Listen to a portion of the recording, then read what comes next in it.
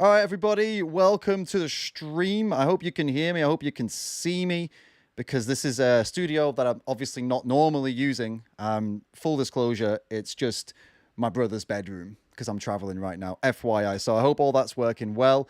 Well, we've got a stream today. We've got a debate. Now, those of you who don't know who Charlie Veitch is, you might have go and watch the short maybe on the channel. You can keep this open, watch the short real quick. Long story short, he was on the street. He was shouting some stuff about vegan parents starving kids. I went over there and had a chat with him. We had a pretty funny interaction, and it's kind of that's where it's gone. There was a whole video, a whole like debate or something you could call it that was on the street. But we didn't get into the depths of it because he had to shoot off. So I offered to have him on and continue our conversation basically, and he agreed.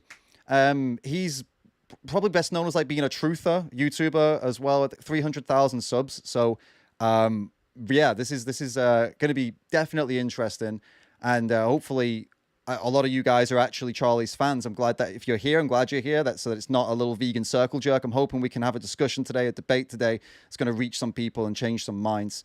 So that's it. That's it, guys. Oh yeah, one more thing before we kick off.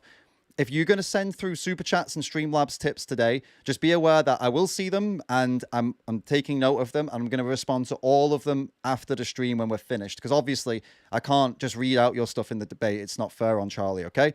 So that's how we're going to do that today. So just keep them coming in though, guys, because I do see them, and if you've got something important you want me to say, or some advice or something you want to give me and you really want me to see it, fly it over and I'll have a look at it, and I'll try and I'll try and get to it. But I will get to it at the end of the stream no matter what, okay? Guaranteed. All right. Should we bring Charlie in, guys? Are you ready? Give me thumbs up in the chat if you're ready, and we'll bring him in right now and we'll kick things off. All right, let's do it. Hopefully they can see. No, that wasn't the right one. Hold up. Hold that thought. Where the hell is it? There we go. Boom. Oh, there he's in. I hope everyone can see Charlie, guys. Tell me if you can see him in the chat. I assume you can. Charlie, welcome to the stream, mate. Hello, David. Thank you very much. Just a few initial thoughts. What was very funny about meeting you on the street, on Market Street, I saw you guys I could tell by the t-shirts and the skinny nature, the sunken cheeks, the gray skin, the wheezing. I could hear it from a distance. I could tell these were a group of vegans. You know what? The skinny nature, yeah. I'm glad I passed the bicep challenge. You were going to shame me. But then you saw the size of my guns. You're like, whoa. There was more than expected, to be fair. Yeah. There was also more stomach than expected, though, as we established as well, you know. I've been living a good life recently.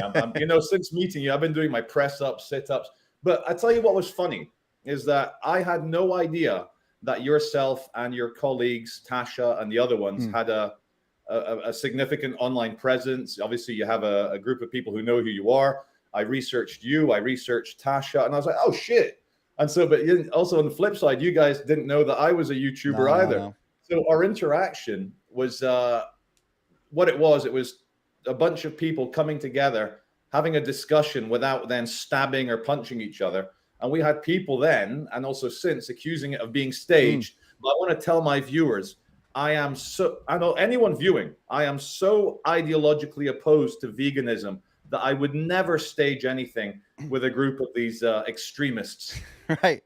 Cool. I agree. It wasn't staged. If it was staged, then that would be lame on both of our parts. Not something either of us would do. I mean, this debate was staged, obviously, because we planned it. but apart from that, no, everything else is straight off the cuff. So I've actually been watching some of your stuff as well, mate. I've seen some of your content, read some news about you, and news stories and stuff. And I just have, to kick us off, 2 questions. I think these are both really important questions. The first one's really difficult. And like I said, it is based on the research that I've done about you. So I hope this is okay to ask. What happened to the glorious beard? I guess I'm a bit like a woman. You know how women change their outfits a lot because women love fashion and other very shallow bits of misogyny. No, thing is, I ideologically believe in beards. Right, I believe they progressed humanity. You've got a good bushy one. There's a few copper tones in your beard. Exactly. But 10 years ago, 15 years ago, I had a big Spartan Jared Butler 300 King Leonidas beard. Right. And then I grew out the kind of dirty hobo Santa beard. And then I've tried a short beard, I've tried mustache, I've tried a goatee, Okay. but goatee just the kind of here without the mustache. But then I realize as a meat eater, I have such a healthy, strong jawline. Why hide it from my Wow. fellow human beings? But then, because I am thinning a bit on top, let me just give the guys a male pattern baldness view there. I think I'm a bit insecure about the lack of hair on my head. So I'm growing it over here so that if you flip my head upside down, it looks like I've got a full head of hair and a clean shaven beard.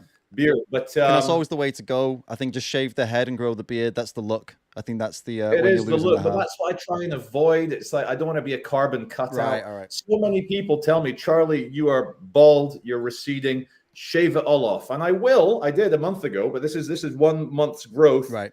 And now I want to grow it long again and be one of those like autistic incels in their mom's basement on 4chan all day with the long receding hair, and it's not a good look. But anyway, how do we get onto Warhammer, this? Beards. Warhammer, that you look like one of those. No offense to people who play Warhammer, but that tends to be the look, doesn't it? Games Workshop. All right, second question for you. I want to know who are we going to get today, because there's a few versions of you I've seen in my research. We've got Trolley Veitch, which is the worst, I think, of all of the Veitches. Charlie Veitch, which is somewhere in the middle, and then Charles Veitch, which I actually saw a couple of videos where you were very sincere and very serious.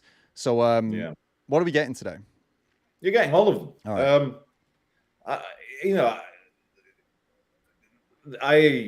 I like to wear my emotions on my sleeve. Okay. If I cry in a video, it's because I'm very upset. Yeah. If I'm aggressive and a bit bullying, it's because I'm very angry at someone. Okay. But I think one thing I always wanted to have with my viewers is total honesty of presentation. Like you may have noticed, my channel, I don't do CGI, I don't do fancy intros, I don't play around with the sound, I don't do microphones. The editing is very basic. I follow the Werner Herzog style of documentary where the image and the quality of what you're filming far supersedes any editing, trickery, quick cuts, this or that, CGI. When I first got on and we were doing this off thing, I complimented your perfect black background. Right. And then you've done this cool blue light thing. And that is simple. There's no graphics. You're not using a green screen. And so that's my style. And emotionally and psychologically, I just want to just be honest. Right.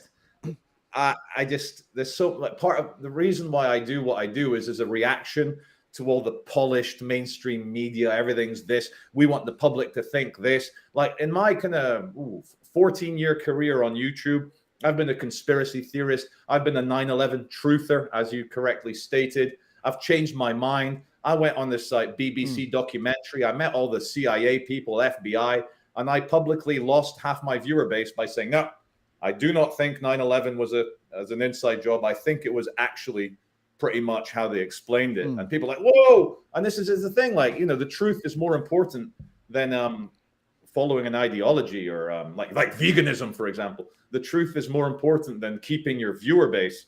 And so I just, it all ties in. Like, are you getting Charlie Veitch, Troll Veitch, Charles Veitch? You're getting them all. Right. At the moment, what does it say under my name?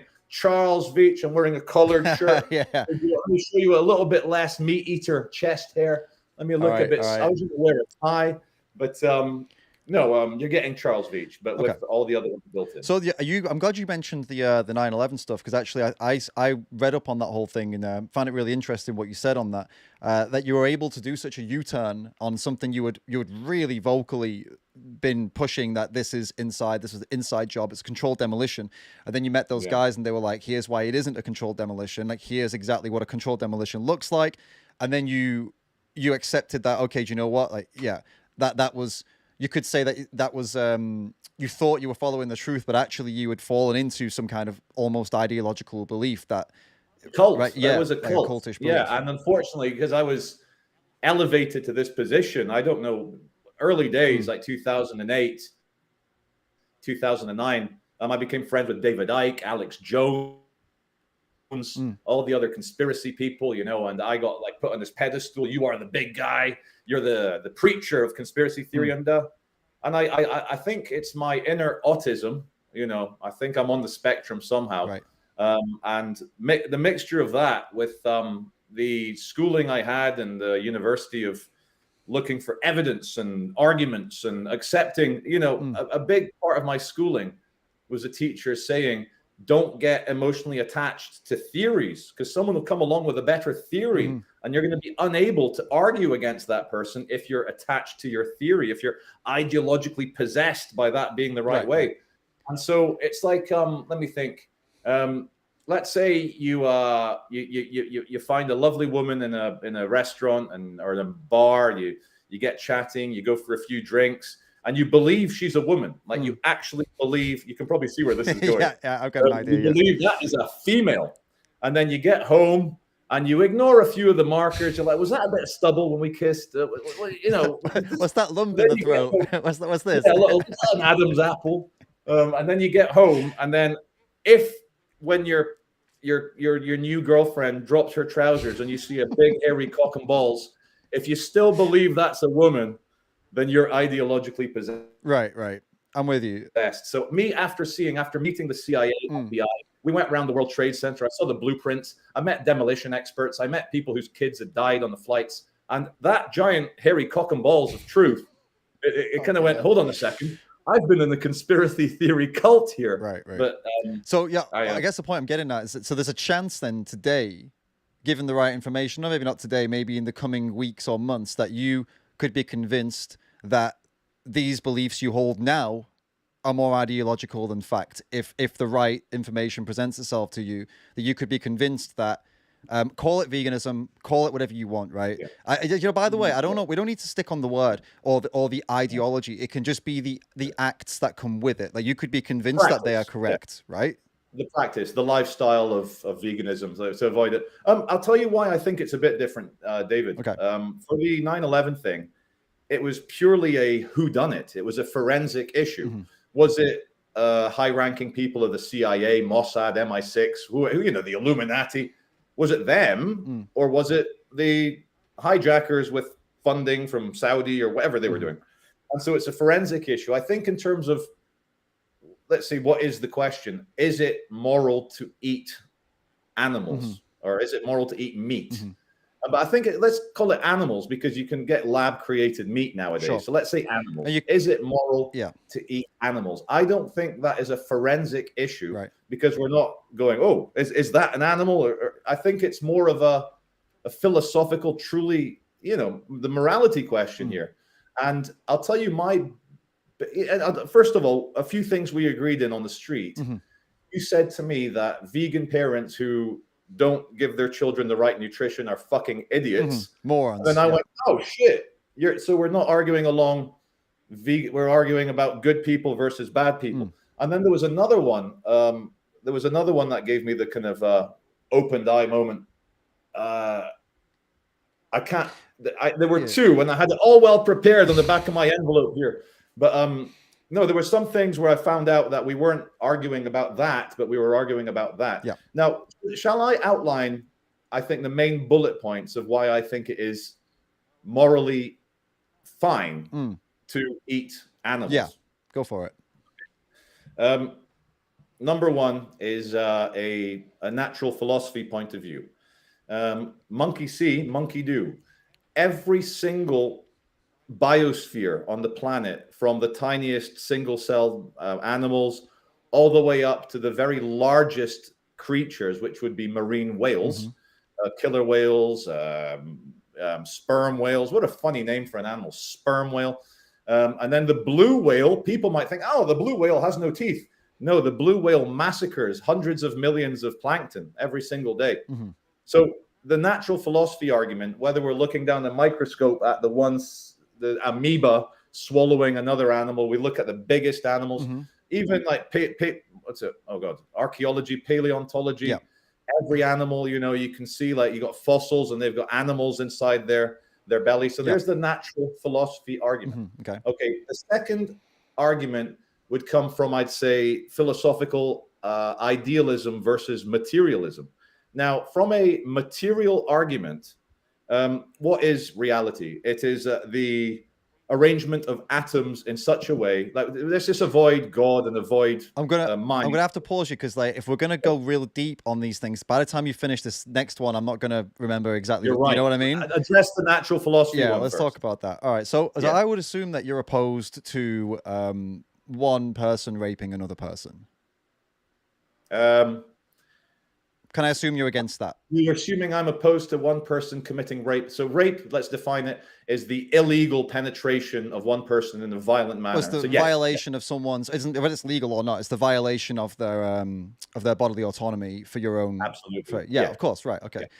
Well, that's present in the entire animal kingdom, and they do it Rape. constantly. Yeah. Most animals actually have genitalia designed specifically for rape, as in they have barbed penises that are designed to hook into the female. Now, the females tend to try to run away. They're in pain, obviously. They don't want that to happen to them. They don't present themselves. Some animals do, don't get me wrong. Some animals do the mating dance and present themselves. A lot of them don't. That's a natural thing, though, that they don't. So why would you be opposed to it? I'll tell you why I think it's not philosophically sound to use rape and talking about the animal kingdom. This is like the same issue I had with Tasha Pearson, was her name? Peterson, yeah. Tasha Peterson, when she said the murder of animals. Rape and murder are legal terms. Now, I would even argue that rape is not possible in the animal kingdom in the same sense in the human kingdom, because a woman or even a man can be raped, or a child can be raped. A sentient human being has the existential past, present, and future understanding of their sentient position on a timeline to understand the gravity of what's going on. Now, I don't think animals can be raped for the same way I don't think a chicken can existentially feel suffering if it's in a cage knowing it's about to get its head chopped off. The corkscrew aspect, it's funny you mentioned that. The reason why the male penis has a bell end on the top is to scoop out other men's sperm, so that your sperm, and the corkscrew on ducks or pigs, or that's the same thing. It's to core out the vagina to remove the sperm of your rivals. Unfortunately, in the animal kingdom, because they don't have second order thoughts, and let me define that. A first order thoughts is I am hungry. A second order thought would be, how bizarre. I'm aware that I'm hungry. Third order thought, a third order thought, would be, wow, how bizarre that I'm aware that there is such a thing of a sentience inside me that is aware that I'm hungry. Now, animals, in my argument, only have first order thoughts. So if an animal is crafty enough, stealthy enough, big and strong enough to impregnate a female in the animal kingdom, that's just the mathematics of nature playing out. Got it. Okay. So if a human has some kind of condition that means they only have first order thoughts, it's impossible for them to be raped. No, it's probably impossible for them to suffer in a truly human manner. So they would be considered... Okay, but would that make the act of doing that to them okay then, because they can't suffer in that manner? Well, a very similar question would be, is it okay to switch off the life support of a vegetable? Now, someone with only first order thoughts is obviously more sentient than a vegetable. And by vegetable, I mean a comatose patient, and I don't mean an actual legume. I mean a comatose person. So I would argue that there's reality and then there's realpolitik. And that is just, how do we go forward in a normal way? A lot of the laws we have, David, aren't because it's morally wrong. And I'm going to be very controversial here in what I'm going to say. Very controversial. But we do it because we need to have some line in the sand where we can't accept transgressions, because it would destabilize society completely. Now, for example, all right, let's say in the state of Nebraska, the age of consent is 18, which I think it is. And it's, I'm using a country, a state with let's just keep it reasonable.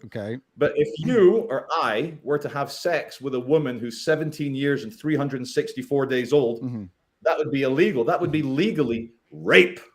But that's just because we've created this arbitrary line. Now, I would say that arbitrary line is very useful, because you have to have something. And in terms of personhood, we don't ascribe personhood because of someone's IQ or their ability to have first order thoughts. We ascribe personhood to someone if they are a member of the Homo sapiens sapiens species. And that is an arbitrary thing. So I don't think we can still argue, like, or even ask, is it okay to rape a retard, even though they don't suffer?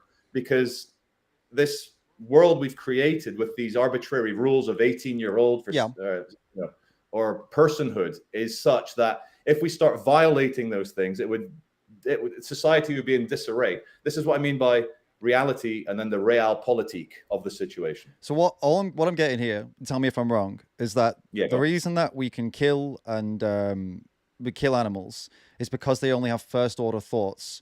But if a human had the same situation where they only had first order thoughts, it wouldn't be okay to kill them because of the rules we have in our society. It wouldn't. Sorry, tell me the question again. Yeah. So you say the reason that you say it's okay to kill animals is because they only have first order thoughts. And I said that there are humans who exist who also have that same situation due to some kind of it could be genetic abnormality, it could be some accident, or it could be anything, right? They live lead very simple lives, one track mind kind of thing. But it's not okay to kill those humans because of what you defined as some arbitrary lines we've drawn. Membership of the Homo sapiens sapiens species. Yeah. So, that's the thing. The membership of that, because they're one of us, basically. 100%. Right. And what exactly about being a Homo sapien is the valuable thing here? Is it just by nature of having that genetic makeup, or is there something more special than that? It's something. It's the genetics and also something more special than that. Okay. In 1840. The most powerful empire on the planet, the British Empire, banned slavery. Yeah. And that is all slavery, whether it's transatlantic West Africans, whether it's Arabs, whether it's Papua New Guineans. Across the British Empire, the British banned slavery. Now, let me explain something which I think is very relevant because the status of human beings who have been oppressed, because Europeans and Arabs and Chinese and the Indians, the great civilizations, saw primitive people as only having first order thoughts. These are savages. They're like, you know how unfortunately Africans or whichever people were being enslaved were treated as animals, property. Right. So if I can kill my cow, why can't I kill my cotton picker? Yeah. But I'll tell you the reason why the British and in Britain, we had the Enlightenment in the late 1700s, where religion was kind of pushed down because, unfortunately, in the Christian Bible, it says that sometimes slavery is kosher. Yeah. It's A-okay. Yeah. It's no problem. And that's like, what the And so the Enlightenment defeated the forces of dogmatism. And David Hume, John Locke, even, what's his name? The guy that invented modern capitalism, something Adams. Yeah. They were all the kind of avant-garde, like Enlightenment people. And the reason why we banned slavery isn't because every West African is smart, like Albert Einstein, or because every West African is, like an English gentleman, but because it was obvious by then, after 400 years of transatlantic slavery, that many Homo sapiens sapiens from West Africa were sentient, were moral, were decent, were human beings, had second and third order thoughts. Right. And that began to sit very uncomfortably with the people at the time. And so slavery was banned because in the Homo sapiens sapiens, those second order thoughts. Now, with animals, if an animal started displaying second and third order thoughts, we probably wouldn't eat it. And I think this kind of arbitrary line, the reason we don't eat dolphins or elephants, or, in the West, we don't eat man's best friend, the little doggy. Yeah. I know in other cultures they do eat dog, but in the West, we don't eat dog because we feel that the dog has sentience, the elephant has sentience, second order and third order. Dogs are unique because there's no reason a canine should have second order thoughts, but they have been genetically engineered for thousands of years. So the cleverest, gentlest, coolest doggos got to breed, and then the most sentient of those doggos. So you got a situation now where border collies are as smart as dolphins. Yeah, I follow you. So I guess what we're doing now is like an is versus an ought. I mean, you're talking about the way things are. Like this is Yes. probably the reason that people value dogs in the West and also elephants. This is most likely, or it could be one of the many factors, but yeah, this because people perceive them as having a higher level, basically a higher level of intelligence, is the thing. But I mean, that is quite an arbitrary line to draw, isn't it? The line of intelligence, and to me, what it feels like is it feels very convenient that the the only thing that would separate these animals from being a burger or being able to be allowed to live out their lives in peace is that they don't have these second and third order thoughts. And it seems like very convenient that that is the reason, because they have feelings, they have emotions, they feel pain and they suffer, and care about their families. They even dislike people. They have enemies. There's certain people that a cow will attack, and then someone else will come over and they'll love. So they have all of that stuff, but the only thing they need to stop yourself from killing them, they just don't have. Do you not feel that's quite like, it feels like this argument was created to justify eating meat versus the other way around, if that makes sense? It feels like it's come from a place of, I want to keep eating this way, so I need to find the thing that I'm going to value now more than anything else. Whereas you could easily value their experiences and their subjective experience. You could value that as the thing that's important. Then you'd be a vegan. But you've chosen this thing, which clearly, if I'm trusting you on this, I've not looked into first, second order thoughts, but if I trust you on this and they don't have those thoughts, that feels like a very arbitrary line to draw for no particularly good reason, to be honest. Like, why not just let them live because they have a subjective experience, not too dissimilar from a child? You say it's an arbitrary line, and it is. It's invented by our own viewpoint on the world. But I think there is a very good reason. We can both agree that minimizing suffering is a good thing, because suffering is inherently bad. I know, like Mother Teresa and sometimes these like weird like Catholic sects, they're like, oh, suffering will take you closer to Jesus, but they're insane. I think we can agree that suffering is bad. Right. Bad. Right. And so if an animal is able to suffer philosophically, morally, politically, if it's able to experience grief in a human sense, then I think it would be morally wrong to put it in a slaughterhouse and grow it for food. Okay. Now, this reminds me of our conversation when you mentioned that cows may display autistic traits. Now that stuck with me, so I researched that. I think what you're referring to, please jump in and interrupt me if I'm wrong, is a female professor called Temple Grandin who designed slaughterhouses. Yeah, and she is autistic, and she's very unique in that she is very autistic, but her parents. And she's created a normie emulator in her brain. You know, like your computer can sometimes run a Sega Mega Drive. Yeah. She's got an ability to interact with people. Yeah. Now, she designs slaughterhouses because she believes that cows think in an autistic sense. Yeah. She can think like animals.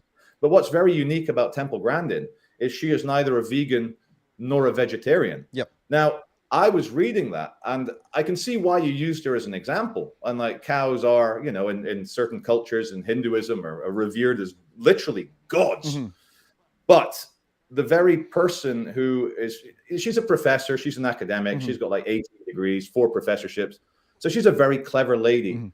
And even she, who is autistic, designing slaughterhouses, chooses to eat meat. Yeah. Now, in an interview, she said that she felt ill if she didn't eat meat. And I thought that was a cop-out, because let's look at you, David. You're a healthy-looking guy. You're quite well built.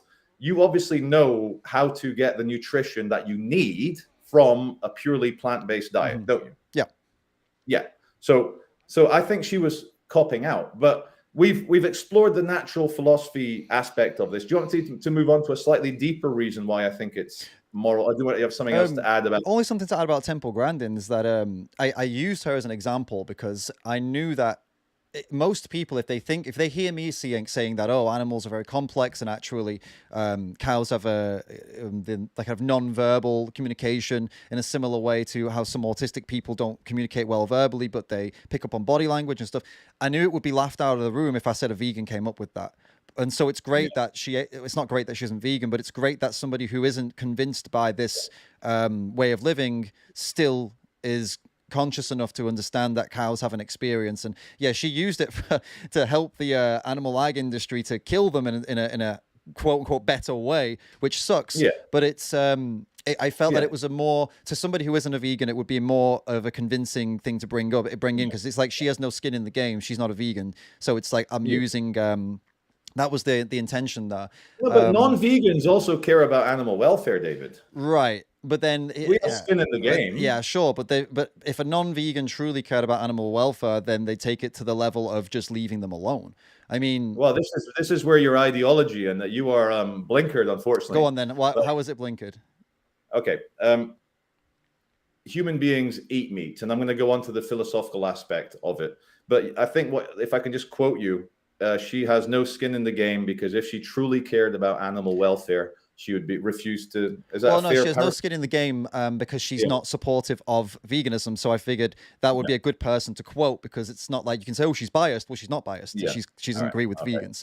The other part was that, yeah, if somebody's concerned, okay, not everybody in the world, but if for example, you yourself are concerned with animal welfare, and you just told me I know how to live this way, and a lot of people do, and it's not entirely, it's not really difficult, to be honest. Yeah. Then the best thing you can do for animal welfare is to refuse to fund the industries that kill them. Otherwise, you're kind of, it's like a fake concern, because actually you're putting them in places of absolute hell. There's no worse place on earth than these places. Trust me. If they had second and third order thoughts, maybe. And I agree that. But you agree they suffer, don't you? You said that you agree that they suffer, that they have feelings. I agree that they feel pain. Right. I don't know if they suffer in the same way like a father would suffer if he lost his son in a war. Not at all the same way. They suffer in a similar way to how we presume like I don't know, newborn baby would suffer. They don't understand anything that's going on. Instinct, if a cow puts its hoof on a hot plate, it'll lift its hoof up. But that's not suffering. That's a machine-like response to pain. Would you say the same for a baby? A newborn baby, yes. Okay, so you don't think the newborn baby can suffer, or you think all their responses are just reactions to pain? A newborn baby cannot suffer second and third order thoughts about its position in the universe. Not like that. No, but for example, if you don't think that, for example, if a newborn baby were left in a dark room where they had to basically live in their own piss and shit and with disease, injury. I'm describing what animals live in. This is what most animals in factory farms live in. They stay in a big dark, well, maybe lit by lights, in their own piss and shit. Oftentimes they fall on their face because their legs can't hold them up. This is for chickens, by the way. So they just die with their face in their own shit. They're cannibalizing each other because of the condition. So, I mean, all of that is, you wouldn't. Yeah, tell me what you think. What are your thoughts on all of that? Yeah. Let me thank you for that. Nobody wants to see an animal or a newborn baby suffering in piss and shit in the dark. Have you heard of the Animal Welfare Act of 1986? I know the animal. Yeah, you can go into it if you. I don't know it word for word, but I know of. No. I just to prepare for my talk with you today, I did a bit of research. Sure. Now, Britain has some of the highest animal husbandry standards in the world, and that's a fact. When you compare the laws, you can go onto ChatGPT and compare the laws, and coupled with that, I would say, just from my own empirical understanding of British people, some of the most sentimental, animal-loving people in the world. I've seen some crazy shit. My dad is Scottish, and growing up around the Brazil, Middle East, we would always rescue pigeons or little birds that have fallen out of the nest, or we'd raise tadpoles and help the frogs out. Like the poor froggies, like of 1,000 tadpoles, one of them will make it to adulthood. So what we'd do, we'd get like 30 frog eggs and raise 30 frogs to adolescence, and then release 30 frogs. But why? Because it's cute, good fun. Why though? Why save the pigeon? Why raise the tadpoles? Let me just think about that for 15 seconds to give you the proper answer. Yeah. That's intelligent and well thought out. Sure. We saved the pigeons and the small birds because the imprint of the small animal on the ground, not doing well, is not one which I think your average British person wants to sleep at night with, if they're able to help anything. And for me, it's even stranger. The short answer is because you're not a piece of shit. Like the only and this is what, and I don't think you are a piece of shit. Like, we've spoken off camera, and you seem like a really nice guy. You seem like a nice guy in Manchester too. And this is what baffles me, is when people who are clearly good, empathetic, who care. Dude, I saw your video yesterday. You were crying on camera about what was just happening with this Lucy Letby and those babies. And it moved me, man. I was watching it like, fuck, I didn't expect this to happen. So you're a good, empathetic person. I mean, I understand at one level you to come here and argue this because it's, whatever. It's like, let's go roast the vegans. And I know you've done this before with vegans too. But on a deeper note, past the theatrics, I don't see why you, of all people, someone who is in touch with your empathetic side, who has cared for animals, would want to put them in these places. Even with the highest welfare standards ever, they're still having their throats slit. They're still getting shot in the head. They're still buckling under the weight of their own bodies, and their legs are breaking. And this is all happening. No matter how high the welfare is, these things are unavoidable because of how this industry works. I don't see why somebody who was so in touch as yourself would not just look at that and go, hey, do you know what? Can I be plant-based? Or I think, it's healthy. It's healthy. Yeah, fuck it. Yeah, let's do it. I just don't see why there's a whole debate to be had with somebody like you, who clearly is not a cold monster. You know what I mean? Well, that's a very good point. And before I move on to the kind of like more fundamental philosophical reasons why I think it's okay to eat meat, let me put my hands up and say my humility nowadays, as a middle-aged man, I know that I have blind spots and that I am only a product of my upbringing, my biases, my prejudices. And so I hope the viewer can unwrap what I think I'm trying to say as opposed to what I'm programmed to say. Now, you said something about 5 minutes ago, which had me put my face towards the camera. Okay, go on. It's, about animals in the dark and piss and shit. Now, part of the reasons I get upset at the vegans on Market Street, the television ones, the mask ones with the television, where they play videos of animal abuse, factory farming animal abuse, which is illegal in this country, but they present it as if it were the norm. Now, let's both be grown-ups about this, David. Let's both agree that animal abuse probably happens more often than we're told. And the industry obviously keeps it hush-hush, just like babies being murdered in hospital. They keep it hush-hush. I mean, the thing is, what you would define as abuse and what's on those screens, a lot of it, and actually most of it, is not illegal. For example, some of the things they show on those screens, they show a farmer grabbing a baby piglet by the back legs and slamming their head into concrete. That is actually the legal way to kill piglets that are deemed to be too weak. So if the piglet is like too small and not growing fast enough, they grab them by the hind legs, slam them into concrete. That's actually a legal way of killing them. So a lot of the things you're seeing there, the artificial insemination, the shoving the hand up the cow's ass, totally, completely and utterly legal. Not one thing is wrong with that. Now, there might be a few scenes where it's like, oh, that doesn't seem legal. Like maybe they're someone punching an animal or something. I'll give you that. But when they're using those electric prods and zapping them and zapping them, that's legal. There's nothing wrong with electric prodding an animal to make them move. So it depends on what you're referring to. But most people do think this stuff is illegal. But about 99% of those screens, I know the documentary, about 99% of that is standard practice for most of the world, England included. I mean, that's abuse, but it's legal abuse. Yeah, it happens probably a lot more often than we would like to think or even would care to think. But it's standard, it's accepted, it's normal, it's what they're paid to do. They're not doing anything wrong when they do these things.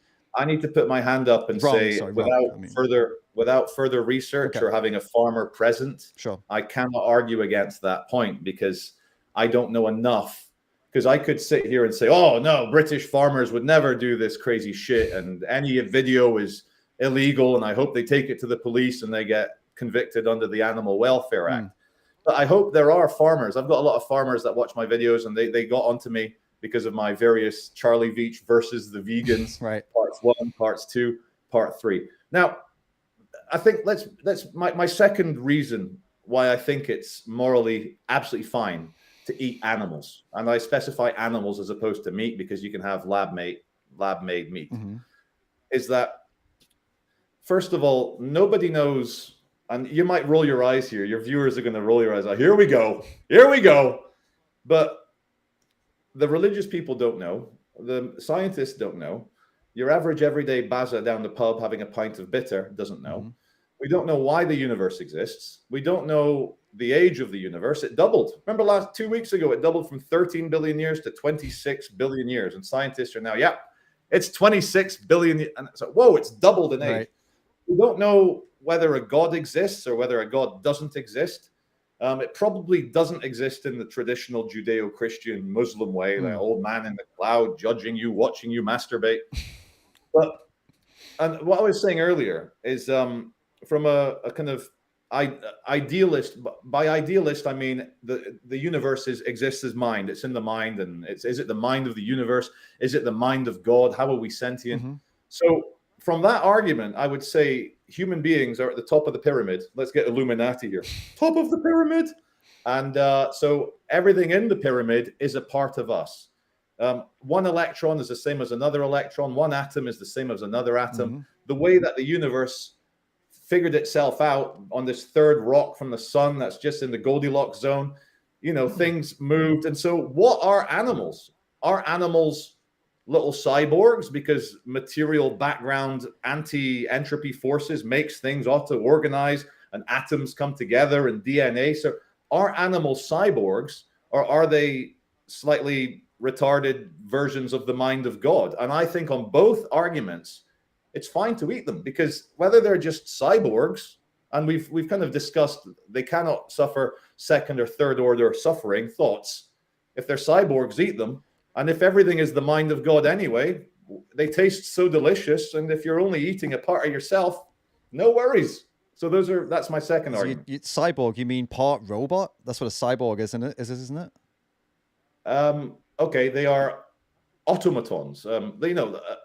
According to materialist philosophy, there is no such thing as God. Mind is just an illusion. Right. And atomic structures come together via DNA to create robots. So yes, a cyborg is a robot. Yeah. Sure. Okay. And then the other option is with God involved, that they are what? Explain that again. Briefly, just you're saying that. So the two main competing, forgive me, I did a master's in philosophy at Edinburgh, which means fucking nothing. I can serve McDonald's chips to you with a nice the fuck. No, but there's two main camps of the fundamental nature of reality. Yeah, I'm getting that bit. Sorry, I just mean just the specific. If it's the God thing, is your basic premise that if they're not that they're not clearly not made in the image of God like we are, therefore if they are just kind of that, then it doesn't matter as well. Is that pretty much what you're getting at? Well, in a way, if they are a part of the overall mind of God,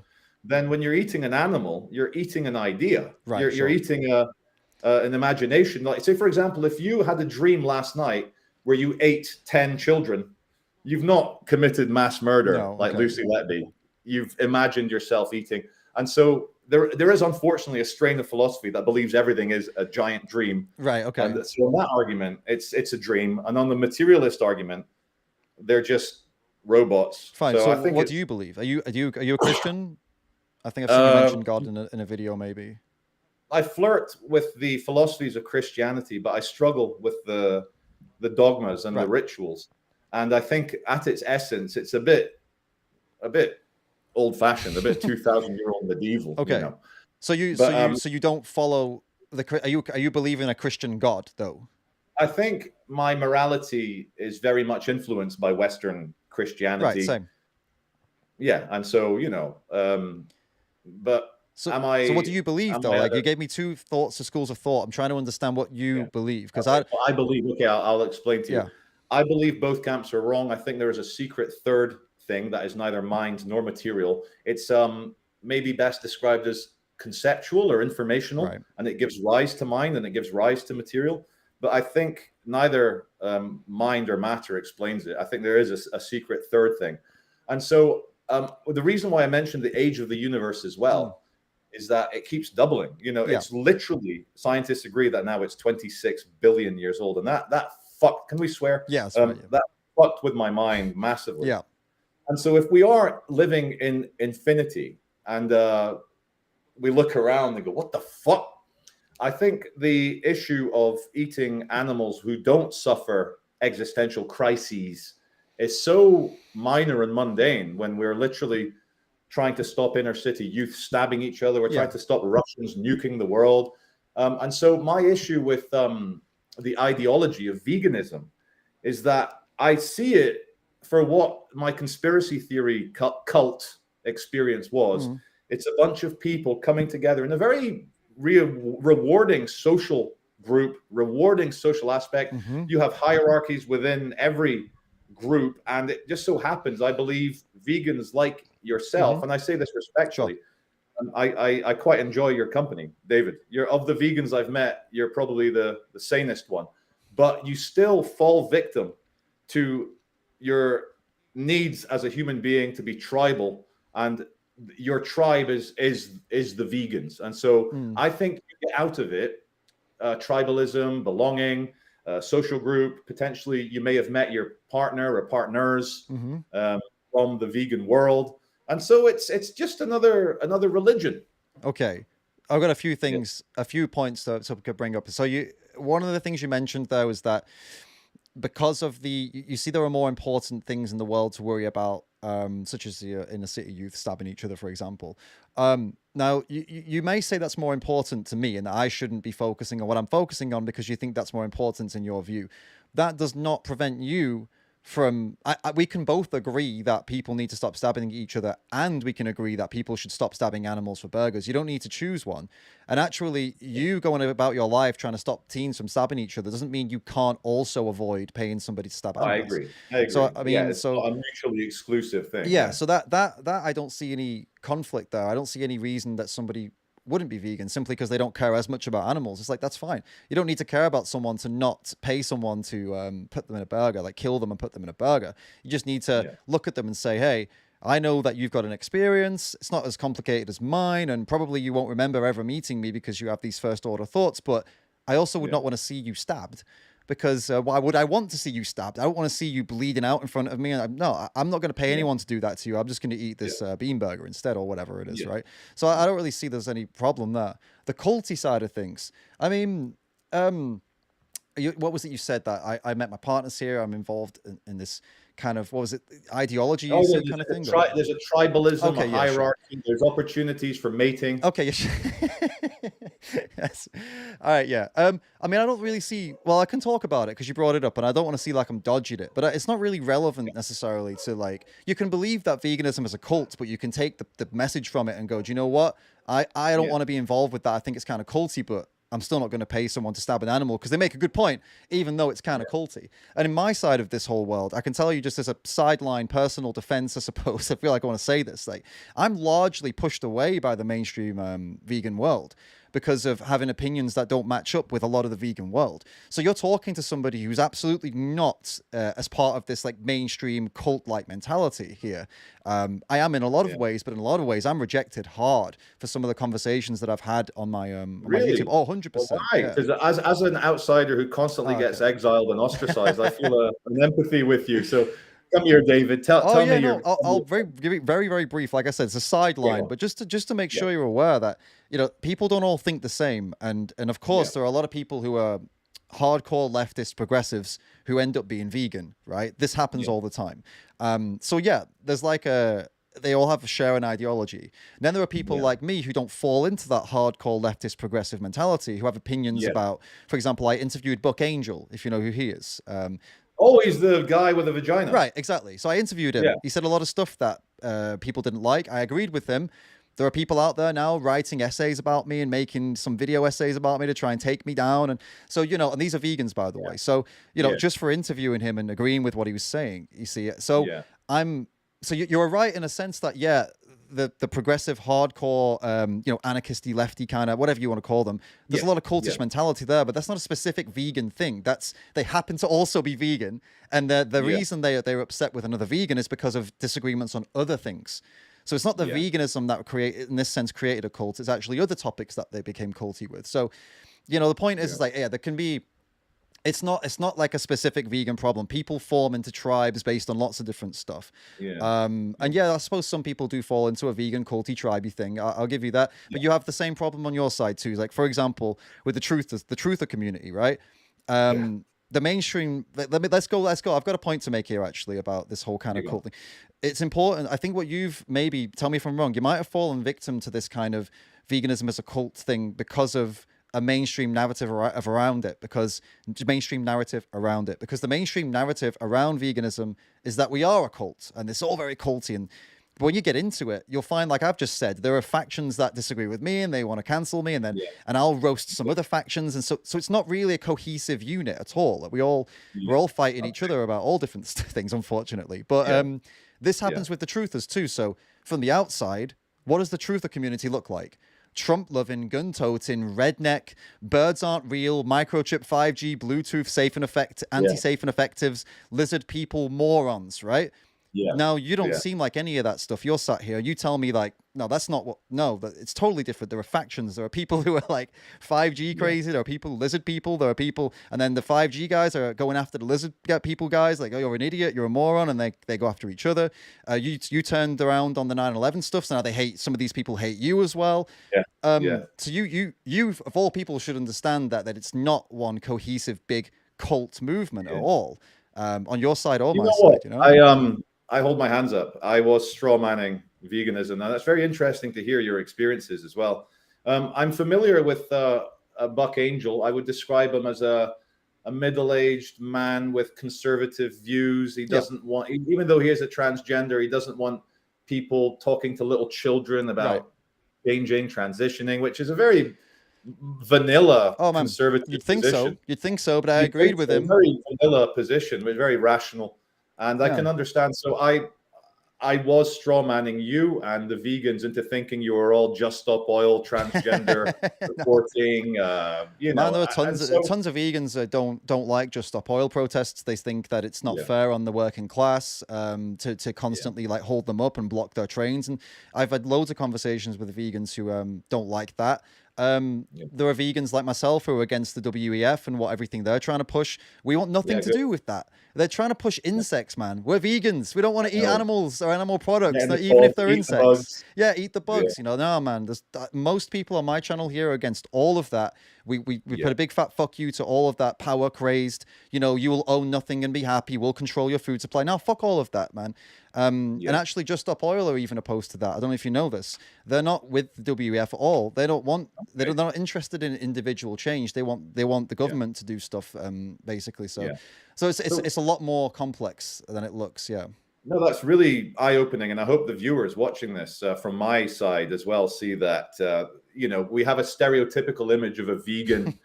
And it's like maybe even waving a communist flag, you know, hey, down with this, down with that. But clearly that's a straw man caricature of what we have in our minds as a kind of idea of a vegan. Now, David, can I ask you a question? What would victory mean for you as a vegan from the vegan point of view of the world? What would victory be for you? Oh man, I would, a victory like in a non-realistic sense. I don't think this world would come about in quite this way, but I would just love everybody in the world to first of all have the means to be able to live perfectly healthily without any struggle with plant-based food. I know that there's parts of the world that's going to be completely impossible right now, so it's not fair to. I even feel bad. Imagine trying to tell somebody like, oh, make them connect with animals like you do with, you know, baby pigeons like I do. Imagine trying to have them connect and then they have no option but to stab them. How horrible must that existence be that they've connected, they've seen a video and then they go, I don't want to do this, but if I don't do this, I'm going to die. That's horrendous. So I would like that to be rectified entirely. That's in a dream world. In the real world, and obviously in that dream world, I'd like everybody to make that connection and go, do you know what? Hey, let's all be plant-based together and let's not do this anymore. In the reality, that's probably never going to happen quite like that. In reality, what's most likely going to happen, and this is also tricky. The obviously lab-based products are going to come and they're going to become cheaper and they're going to become easier to get a hold of. Most people are going to switch to that simply because why not choose the lab versus the slaughterhouse? And if it tastes the same, right? If it feels the same, right. So most people are going to go for that. I think that's more likely going to come about. My only concern with that is about who controls the labs, and I hope that stays as like independent companies as opposed to government controlled, because I'm not interested in a world where the government controls the entire food supply and can withhold it from you and things like that. I'm definitely not about that world. Yeah. So I hope that the systems, like the same systems that we have now, animal agriculture, except no animals, and instead they've figured out ways to produce the same products with no animals involved. That's a world I can see happening a lot faster, to be honest. Like JBS over in America, biggest meat company in the world, they've just invested in a massive meat lab meat plant, for example. Okay. So that's most likely coming. So that's more Yeah. likely to what's going to happen. But Yeah. I mean, make this 100% clear to anybody, including yourself. If someone's thinking, okay, I'll just wait for that. I mean, if you already agree fundamentally with like what I've said, that these, don't put little, they are babies, by the way. I'm not just saying this to be emotional, but they are little baby animals. They don't get to full age. They don't even get to half their age before they're killed. Yeah. If that bothers you, which it should, then okay, make the change now and then look forward to that world where all the lab meat's around. And in the meantime, Yeah. just eat something else. I think Yeah. it's really Yeah. not hard to do. Yeah. Let me ask you a question on the back of that. Sure. Thank you for that. Was very, very normal, very rational desires there, and I'm sure a lot of people watching will agree. But if you know how, like, I was talking about robots and cybernetics and cyborgs, Yeah. but now genetic engineering is turning the world of biology into like the next front, especially with AI. I don't know what the future holds, but David, if we could genetically engineer a species of Aberdeen Angus. You're familiar with that breed? Like, yeah, just, yeah, like, It's like a food cow. Yeah. If we could engineer a big, healthy food cow that is born without a brain, so it can't even have first order thoughts, but it's still, and then it gets stimulated in the way so it runs around the field, eats grass, interacts, feels the sunshine, but it has no brain or nervous system. Would you think it's morally better to eat an animal that never even had a first order suffering? Would that be okay? I think what you're describing though is basically like a biological robot without any sentience. If it's non-sentient, then I don't see any moral issue with it. Like, we're talking sentience, not just first order thoughts. I'm talking like if there's a lack of sentience entirely, well, then we're eating a plant, basically, like a bigger plant. Yeah. Even if it's made of muscle and tissue fiber and stuff like that. I mean, some people argue that mushrooms have more in common. Well, they do. They have more in common with animals than they do with plants, and we still eat mushrooms. I saw that just 3 days ago on a fungi documentary. Yeah, they're like animals. So yeah, that's why the mushrooms, they can be very meaty, very convincing as mock meat, and we still eat those. So I don't see why it would be an issue. Obviously, visually, it would be very unsettling. It wouldn't feel good. I probably wouldn't do it myself, but I wouldn't have a moral issue with it. I wouldn't say. All right.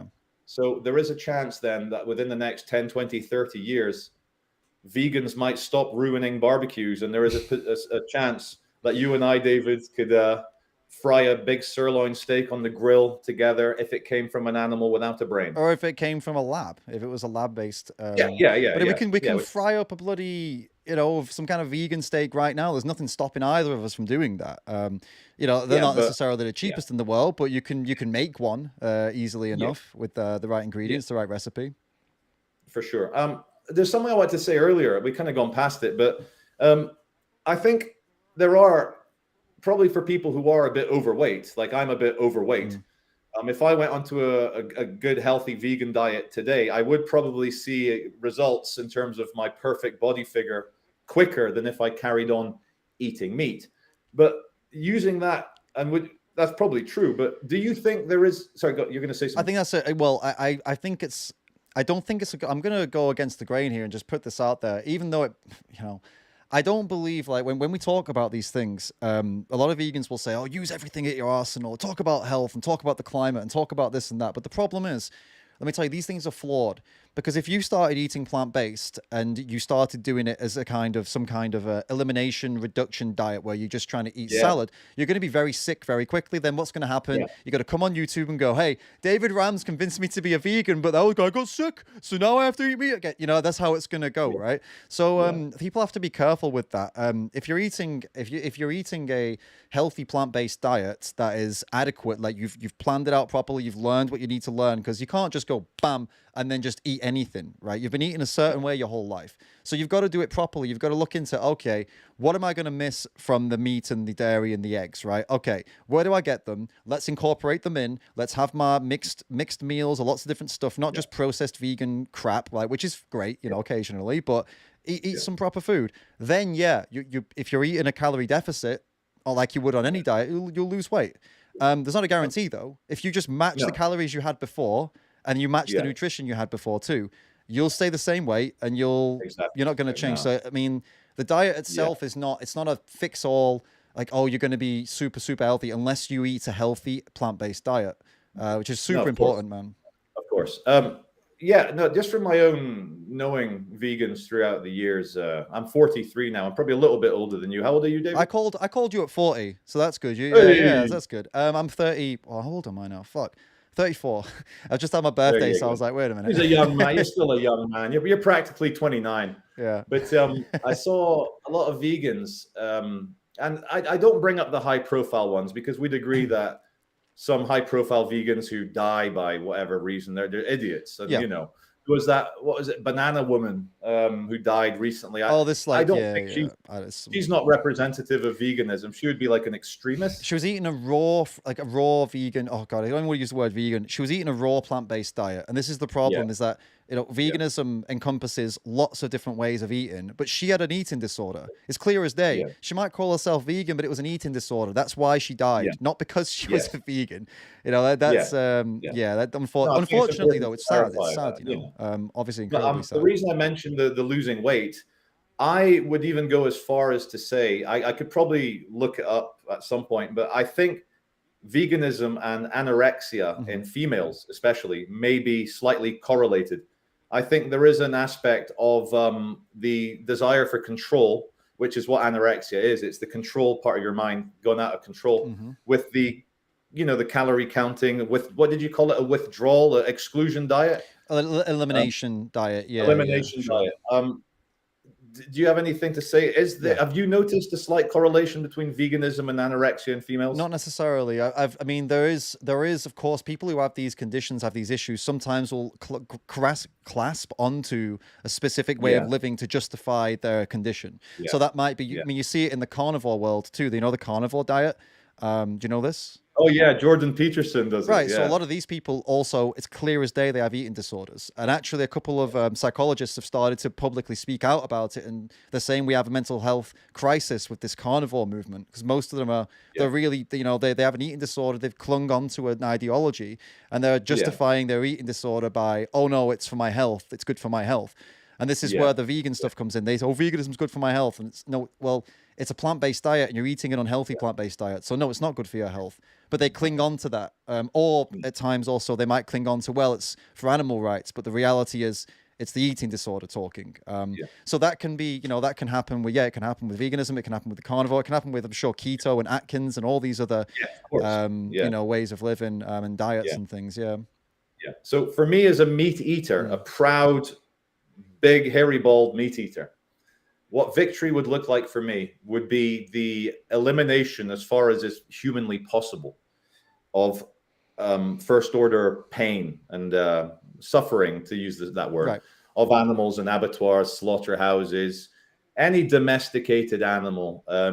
I was having a conversation with the Google AI Bard, and it designed for me a powerful mist with a big fan with suspended fish, and the fish are wearing VR goggles and they have stimulation. And Google AI designed for me a moral fish farm where the fish thought that they were swimming up the river, spawning, mating with other salmon, but they were literally growing in a warehouse with mist, because it's cheaper than having a giant tank. You suspend your fish. Yeah. So that sounds quite ridiculous, but that's what the AI came up with. But I would then say that in the next 10, 20, 30 years, if we could have lab-grown meat that has never had any first-order pain, or even my brainless, spineless animals that run around like a pinball at the farm, I would be happy with that. So I think what happened with us meeting on Market Street is that you were the vegans, I was the meat eater. I wanted to enter into a jousting competition with you guys. So I would say inflammatory things, and then you guys would say your things. And then Tasha asked me, sometimes I get annoyed at religious people or political people, Marxists. They'll ask you brutally obvious questions only to get you to say yes or no. So then they can logically lead to the next thing. So I was rejecting her questions on that.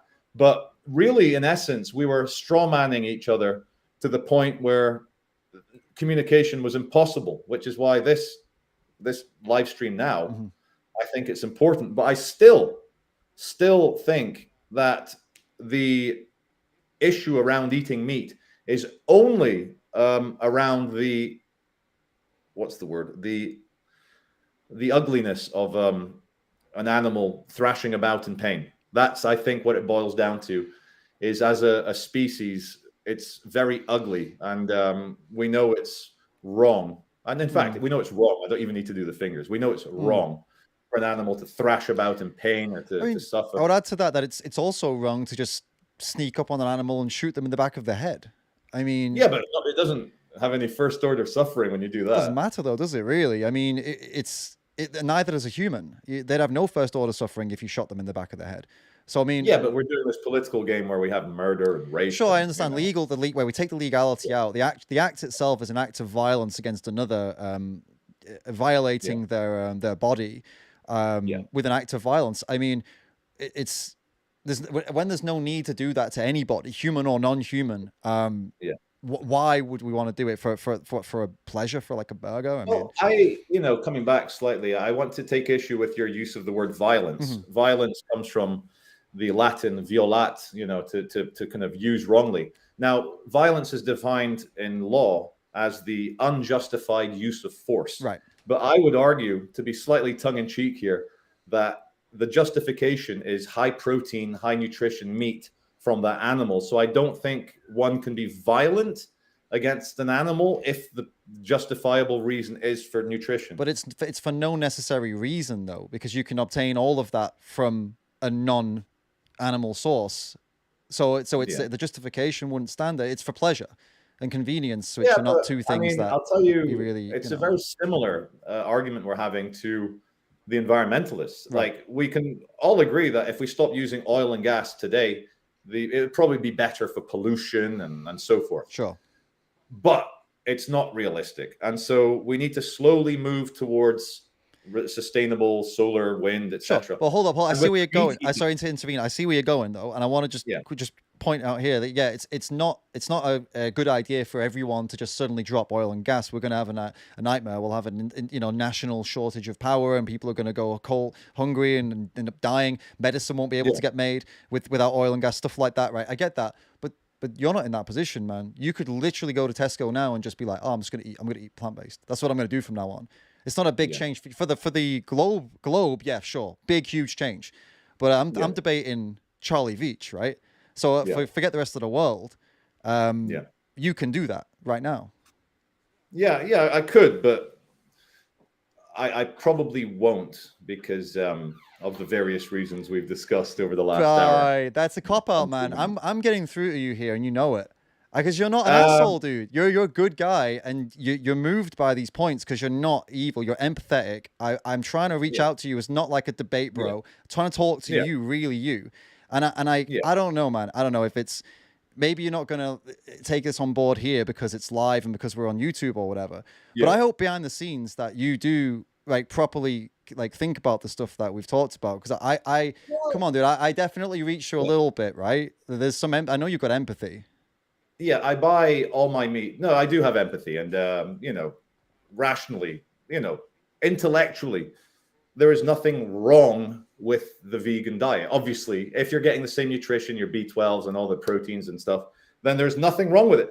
But to kind of change the conversation slightly, like, first of all, I'm not going to go vegan. I'm going to carry on eating meat. I'll tell you something which you're going to be disappointed with me, but all my meat eating viewers that are watching this will say, "Oh, well done."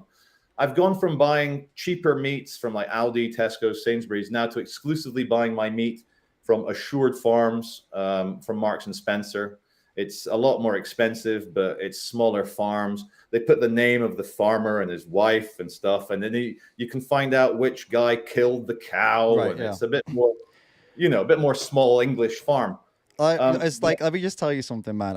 I don't want to like undermine you or anything here or anything like that or yeah, make you like feel silly or whatever. So it's not my aim, just FYI. But yeah, you are someone who is you talked about at the beginning. You fuck these mainstream narratives. Don't let these massive industries and government twist you and trick you and mess.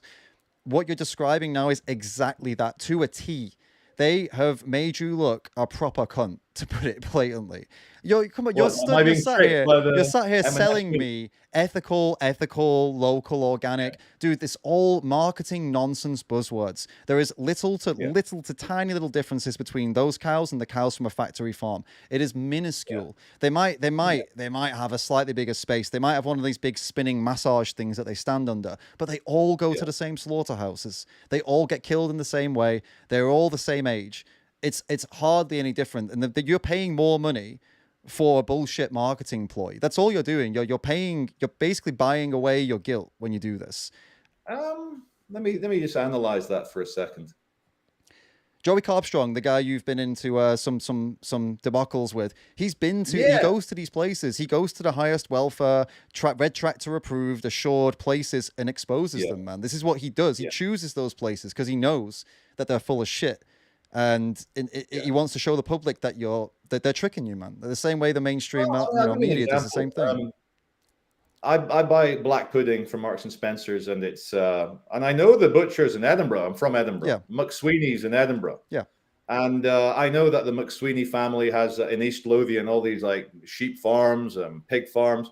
And you look at it on Google Earth, and it all looks very quaint and nice. Of course And it you're does. saying that even though the animals may live a good, decent cow life, pig life, they still go to the same Are they slaughterhouse. still same slaughterhouse, or are they killed in the same way? It's not like they get some kind Yeah, of but special the treatment. slaughterhouse is one instance in a kind of 6 month life of a sheep or a 1 year life of a pig. I mean, yeah, I can understand they all go to the same slaughterhouse, but I'd rather eat a pig that lived a posh Scottish life, out in the Scottish countryside, rather than a Oh, pig that same. grew up Same if I in had a to. pig farm in Absolutely. If Arizona. I had no choice, I would try to look into the best way possible. But you do have a Yeah, choice. If you care about the pig having a good life, yeah, why pay for the pig to be killed at all? Why not just actually say, I want pigs to have great yeah. lives, so I won't pay people to breed them and then kill them? Isn't the big elephant in the room here, David, Yeah. is that you don't think anything comes from it, but the meat, and I've avoided this because it's a bit low IQ, a bit low resolution, but there must be a reason biologically, whether, with evolution, Hmm. why we crave meat, why the kind of like high energy feeling of meat is so good. And that's not just that. Hmm. If we weren't carnivores, why would meat taste so good? And I'm trying to be philosophical It's about it, okay. not just I can answer you if you want you to. understand that. Yeah. So let's talk about that one first, and then I've got another point. Right. Okay. When you see, we actually, I don't need to ask you this question. You already told me. When an animal's thrashing around, bloody, gutty, etc., you don't want to see that. It's ugly. So you don't crave meat. You crave a packaged item on a shelf without the well, sometimes with the blood, but without the visceral blood and guts and the screaming. You're not like a lion. A lion sees a screaming animal, they get excited as fuck. They get hard, mate. They're Um, in. They're like pumped, right? You don't get yeah, that. but no, but I've eaten a sheep that I watched get slaughtered. Sure. I've eaten fish that my dad's caught right there. Right. Um, But you didn't get off and on seeing that happen. no, it wasn't pleasant, Right. but Your mouth wasn't it didn't watering. put me off. No, but I don't think it's fair for you to say that I crave the packaged nice pink sirloin in a packet or the fillet steak. It's not that I crave. I crave the sensation of the ultra nutritious meat going into my body. You crave the so okay, are you eating raw meat? Yeah, I'll eat raw fish on sushi, Sure, no but like problem. raw, are you eating like raw steak? So what are you doing with it? Tell me what you're doing with it. I fry my steaks. With what? Heat in the frying pan. So there's no spices, no salt, no nothing else. Just you eat it like that. Yeah, salt, I guess, is the Right, so you seasoning. season with salt. What about chicken flesh? Are you I say chicken flesh because it's what it is. But like Yeah, what are you doing with that? same, You same. just we just Cooking it. frying it with salt and eating it. You're putting in no spices, no sauces, nothing. Oh no, like obviously you'll add some curry or Right. whatever, like barbecue Fine. sauce. So the stuff you're enjoying, it's not simply the meat, it's everything else that goes with it, whether it be salt or some oil or some frying. It's the symphony, yeah, the Right, the symphony, symphony, yeah. right. Because by itself, it's pretty bland and boring, isn't it?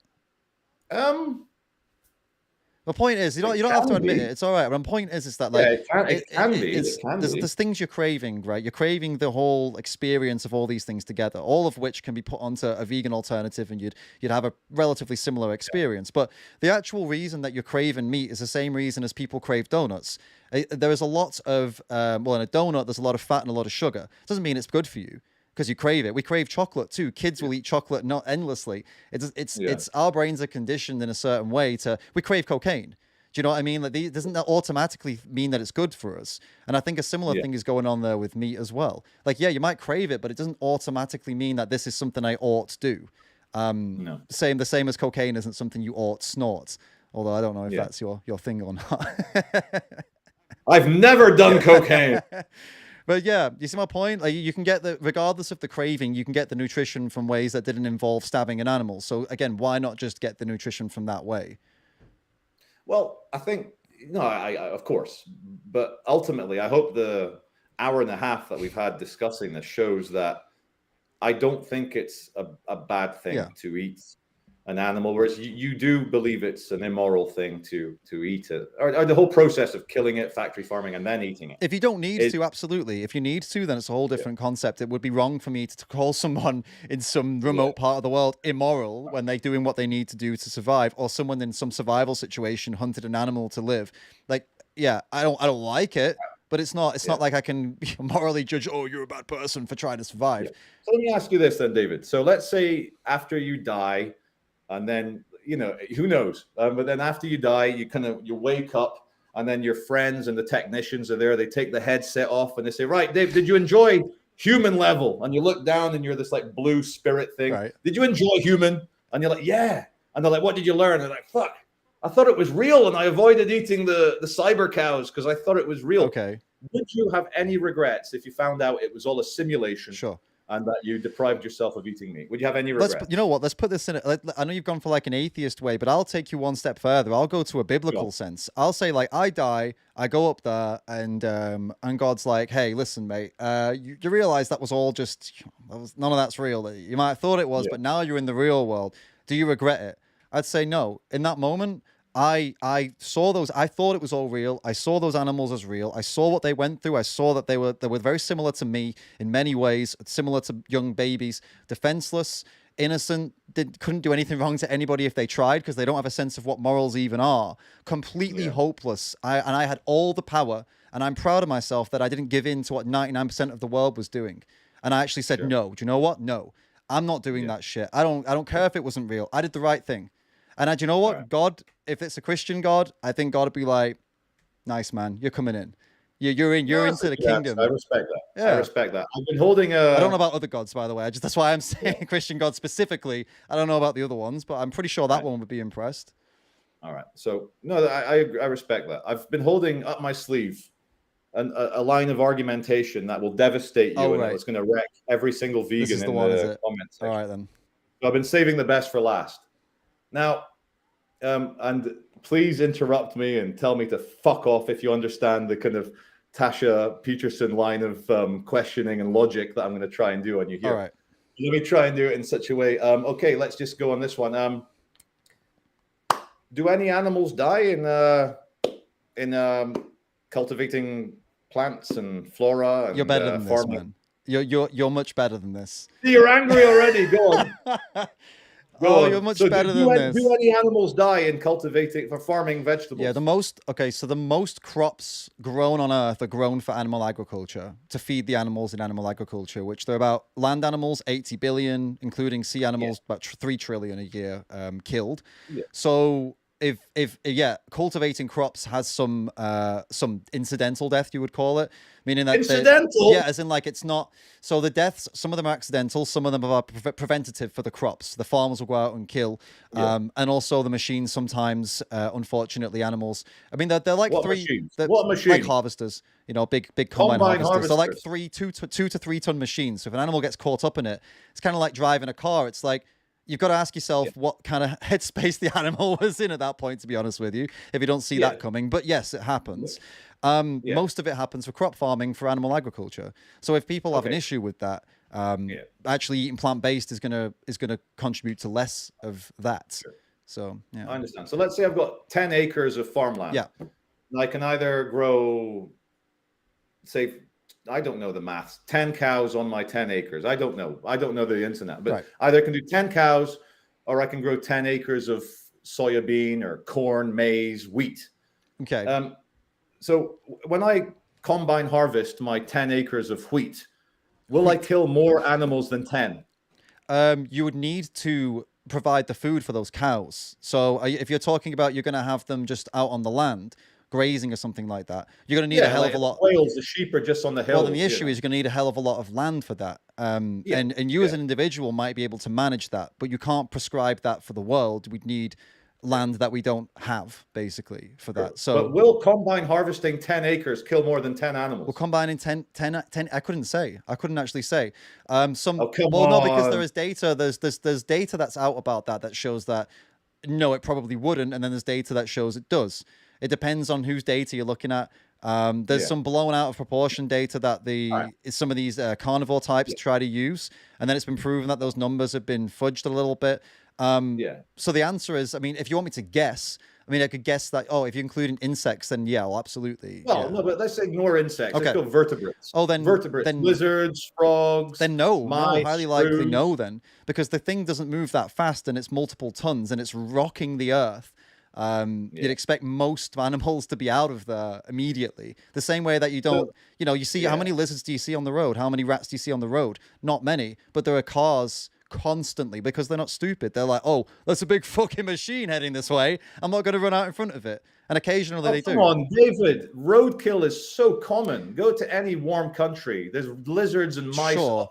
It's like a holocaust of animals on the road. It's not as common as you'd imagine, considering how many cars there are traveling on those roads. No, of course. Yeah. So, I mean, occasionally a combine harvester is going to rock over it. How many months? It's highly unlikely that there's going to be many of these, mammals and rodents. I would disagree. I would just, in my ignorance of farming, if I'm thinking in, like, say, Cheshire, a 10-acre land that's growing wheat and soya and corn, I'd say to harvest all that, I would even go as far as say, I can imagine 10 acres. It's like 6 football fields. I'd say probably hundreds of mice, maybe a couple dozen lizards, maybe 10 frogs. Doubtful, man. But a lot more than 10 cows. I'd disagree on that. But then the question is, are you going to do that? Am I going to personally combine harvest the field? I mean, are you going to go buy a big field and make this decision yourself? No, but the point I'm trying to make is that you're trying to point a hypocrisy in my way of thinking. But the the problem is though, is that this conversation is at a level. This conversation, is akin to have I'm not saying you're like this, right? Don't try and catch me. I'm not saying you're like this. I'm just saying it's akin to. Here we go, guys. You ready for this? It's akin to a Nazi in World War II talking to me about the conditions of the workers in my factories while they're gas chambering people. Like, you are currently paying for pigs to be put in gas chambers. I'm not. You can't criticize me for the potential crop deaths from my diet while you literally pay people to put pigs in gas chambers. It's not something we can talk about. We're not on the same level, man. If you go vegan, then we have this discussion and we can do it. But while you're not vegan, why would I? I mean, I'm entertaining it, but why? I shouldn't need to, actually. I should have just said no. But I'm being reasonable, Yeah. No, I get it. Obviously, the Nazis believe that Jews were not human, and so the same way I believe that animals cannot feel second and third order. So you have a lot in common with a Nazi when we break it down. Then. A pussy would pull out of the conversation and goes, "Oh no, we brought up the Nazis. We can't continue." But I get the metaphor and I understand it. Yeah. But so my I guess that was my second last point of view, the combine harvester argument. Sure. But my final, truly devastating, smoking gun, exploding cranium of all the vegans that are watching is, do you guys really think that you're going to get more vegans by wearing masks and showing animal abuse in the street? And I know that's not your faction, but you know what I mean. It's I can answer it. Again, to be clear, I'm answering this out of good faith, by the way, because I don't want to seem like I'm dodging. But you've dodged a little bit in the latter parts of this, Okay, now tell me where I've dodged and I'll undodge. Well, look, I feel like I've been pretty reasonable and I've answered all your queries, and I feel like you've said, okay, yeah, okay, I see that, but I'm still not going to go vegan. And this Yeah, last point has nothing to even do with you being a vegan or not. This is something we can do on a sideline like earlier. yeah, But yeah. why at this point would you not be convinced? Why would I not be convinced? Because fundamentally, in terms of the absolute fundamental nature of the universe, I don't think it's that important to point whether we eat meat or Oh, we not, went through as long that as we though. don't. We went through that. Huh? It doesn't matter if it's important. It's a nothing to you. You just choose something different at the supermarket. You don't pay for someone to stab an animal. You can focus on whatever you want to focus on. You don't need But to give anything up. as long as the animal isn't made to feel pain unnecessarily and they don't suffer existentially, I don't think there's any difference between me eating meat or being vegan as there is between me listening to a CD or listening to a cassette. It's just to use a cow term, it's a moo point. Right. I mean, the nature of animal ag is to harm animals. That they cannot produce animal products without harming animals, whether it's putting their arms inside their asses and forcefully Yeah, injecting semen into them, or whether it's yeah, chopping their tails off or ripping their teeth out, which they do to pigs so they yeah, can't bite each other, and or whether it's shooting them in the head and then slitting their throats. The entire nature of this industry is to harm animals to give people cheese and things and meat and burgers and yeah, steaks that they don't need. So I mean yeah. that I feel like that's entirely compatible with what you just said. That like by your own admission, you would be a vegan because you don't want to contribute to any of that, and that's standard practice. Is how it's done. Well, I think you'll find most like non-vegans, if they're normal people, they don't want to go vegan because they enjoy meat and eating Yeah. meat, but they also totally empathize and sympathize with the position of minimizing animal pain. And also, there's probably an argument to be made that a cow or a bull wearing a VR headset, thinking it's the alpha Swiss Alps cow jumping around, that'll probably taste a lot better than a cow that knows it's in a factory or is in a factory. It might not know it's in a factory because it doesn't have that ability to think like that. Mm-hmm. But it probably will get nicer meat if it thinks it's in the Swiss Alps, Yeah. That none of that answers the question though. which was sorry, forgive my. What are you still not convinced about? I don't think eating meat or not eating meat is as important as a literally a dozen or a couple dozen other moral We've fights that dealt with we that have. point, man. We've dealt with that. I'm not telling you it is. I'm not telling you, in my opinion, it is, but I'm not trying to make Yeah, you change your mind. I'm not, if you care more about the inner city teens stabbing each other, which I expect you do, and the whole thing with yeah, Lucy Letby as well, which I know you do, I'm not yeah, telling you this is more important than that. It might be for me. It might not be for yeah, me. It doesn't matter. All that matters is that you can care about those things and actively do work for those things while choosing a plant-based bean burger because at the same time, if somebody cares about, I don't know what it is, race, anti-racism, or whatever it is that they care about, or the things you care about, it's. I don't care if you focus on that. I'm not one of these people that tells you should focus on what I care about. It's that yeah, as long as you're not harming the ones I care about, I couldn't give a shit. The same way yeah, that I'm not, maybe I won't go out and protest for BLM, but I'm also not lynching black people. So it's like, I yeah, mean, they should be neutral. I'm neutral. But yeah, if I were doing something horrible or being a horrible racist, I'd expect those yeah, people to come for me and say, hey, you might not be one of us, but could you at least just leave them alone? That's all I'm saying to you here today. Like, why yeah, not just, I care about animals, you care about yeah, animals. yeah. Why not just leave them alone then and carry on living your life the exact same way, but then just make these small changes so that they're not being, forcefully bred and kept in these horrible places and then killed in slaughterhouses. It seems like a Well, no-brainer. I hope I don't cause offense Okay, or annoy you, sure. David, because we've had a almost 2 hours, Sure. an Yeah. hour and a half Yeah. I'll get to your philosophical. last point as well. Don't worry. I've not Yeah, forgot. yeah, Yeah. yeah. We've had, and it's been a very good back and forth. But if I then, I feel almost shy to state to you, and to say now that whether to eat meat or not is a slightly of a shoulder shrug. And, okay. Yeah. Like I just because of my philosophical background, because of my ability to think rationally about the nature of the universe, and there's no Hmm. answers, by the way. Anyone Sure. that does tell you is a fucking liar. Sure. But Agreed.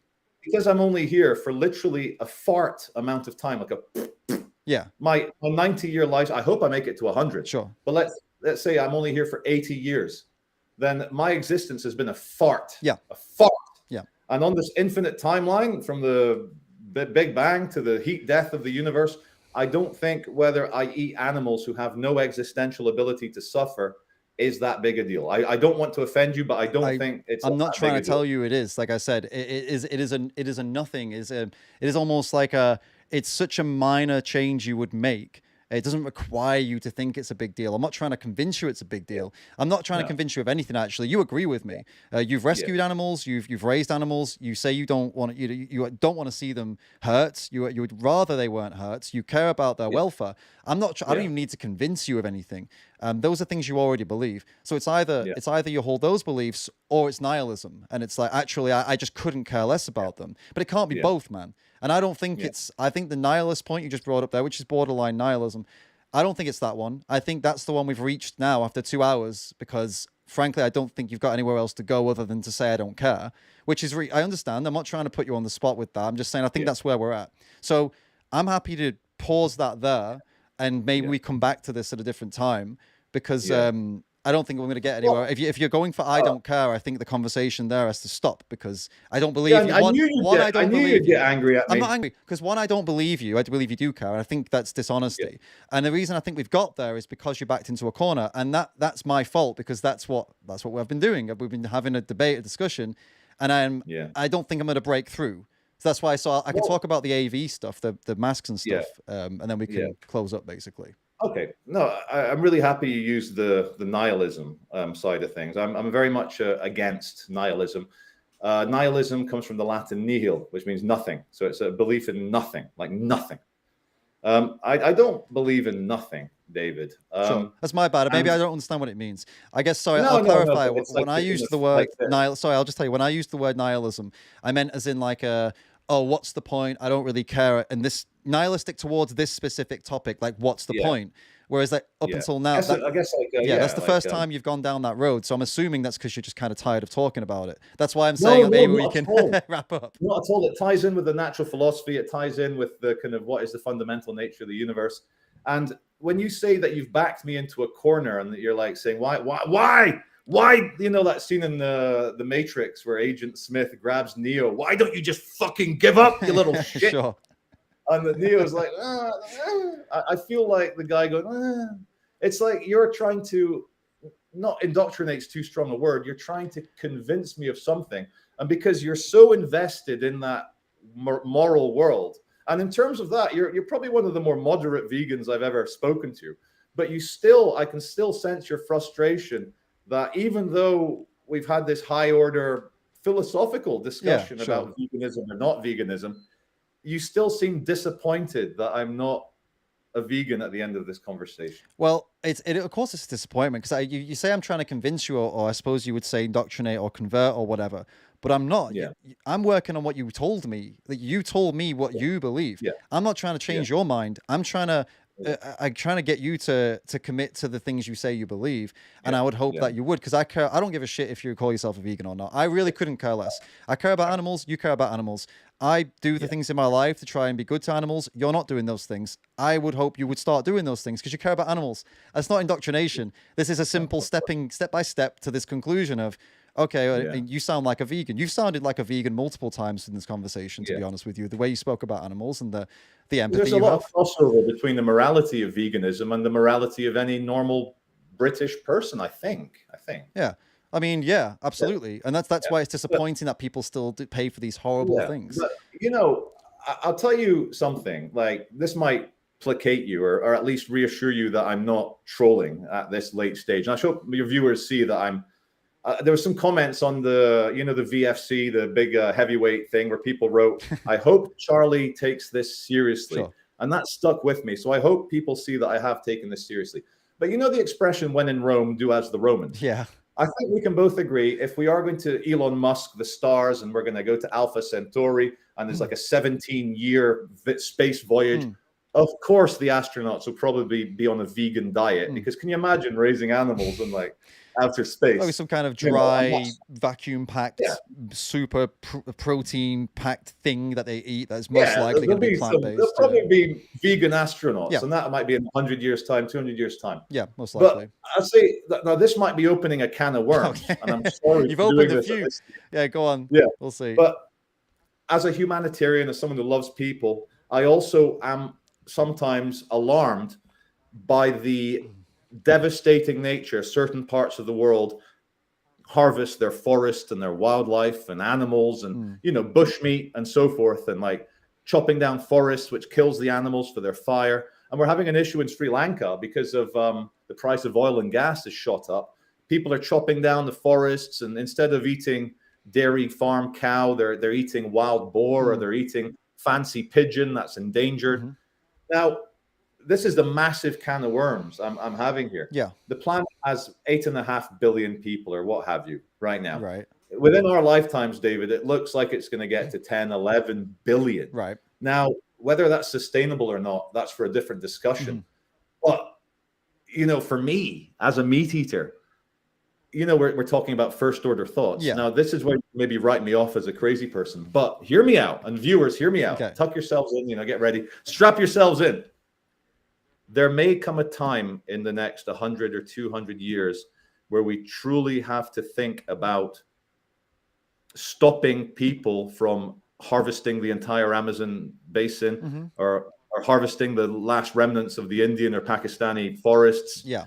And how would we stop them? And that is a brave new world, which I don't think we should get into now. But what I'm trying to say is, if I think it's okay to eat animals without the ability to be cognitive about second or third orders, you may be able to guess what I would choose if it was a choice between massive biodiversity and the future ability of the Amazon to support life, or a few million people who are really ignorant and see no problem in chopping down every last tree and eating every last endangered monkey in the Amazon. Yeah. I'd probably be on the environmental side than of the people. And even though I'm a humanitarian. Yeah, okay. And what I'm trying to say here is, in 100, 200 years, if it looks like the planet cannot sustain... I get you, yeah.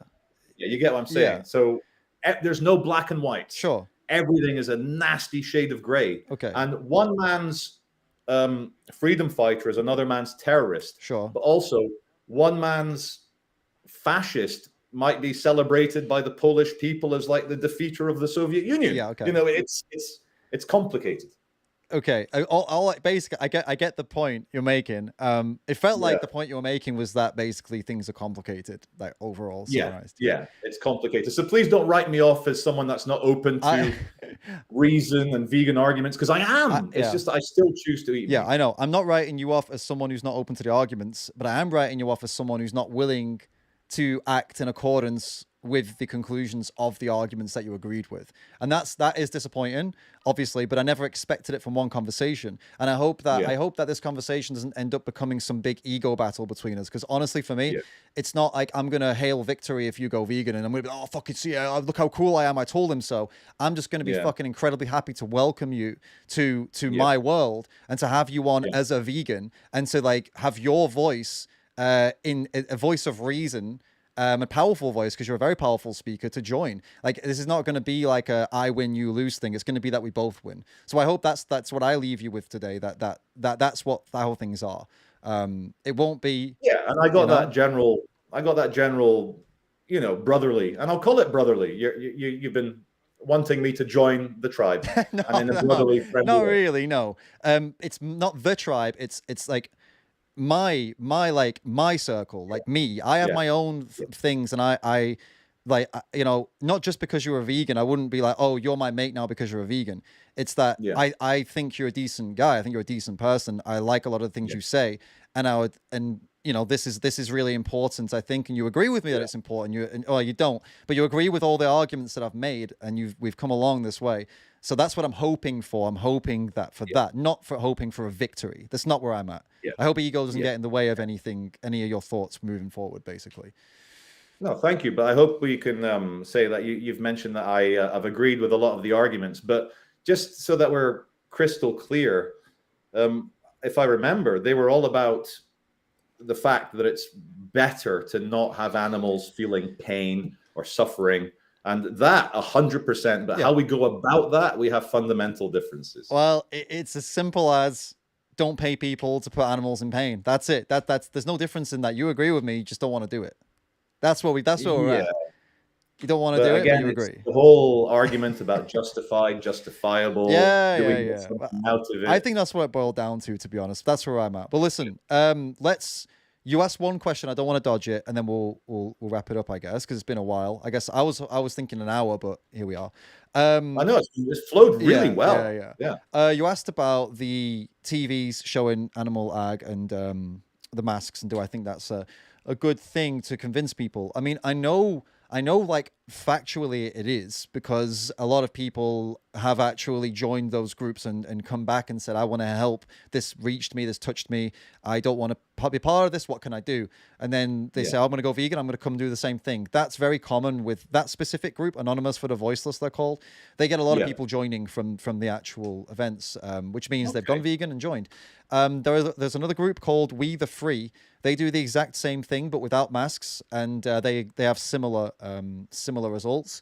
There are other Yeah, ways as well that people do this. There are people that go out on the street like I did with no screen and then just a microphone and yeah, talk to people. yeah, I know the impression is that it puts people off, but actually it tends to be a lot of the opposite. I mean, it can put people off too. yeah, Each different yeah, people have different opinions on it. I get that. Some people don't like it. A lot of people don't like it, but I think it's important that people who are paying for this see exactly what they're paying for, and that's where these screens come in very handy. People have never seen this before a lot of the time. The horrors and the absolute brutality of animal agriculture. So that's the point of it. It's not just to yeah. piss people off or something. That's not the No, reason. fair enough. Yeah.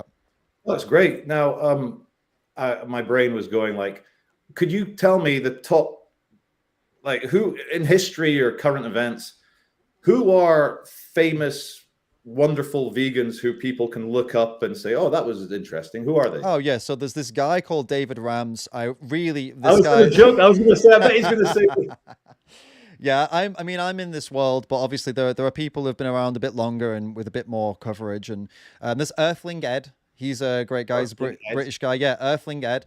He's one of the OG people to go out there and get on the streets and make content. yeah, Very, very calm, reasonable guy.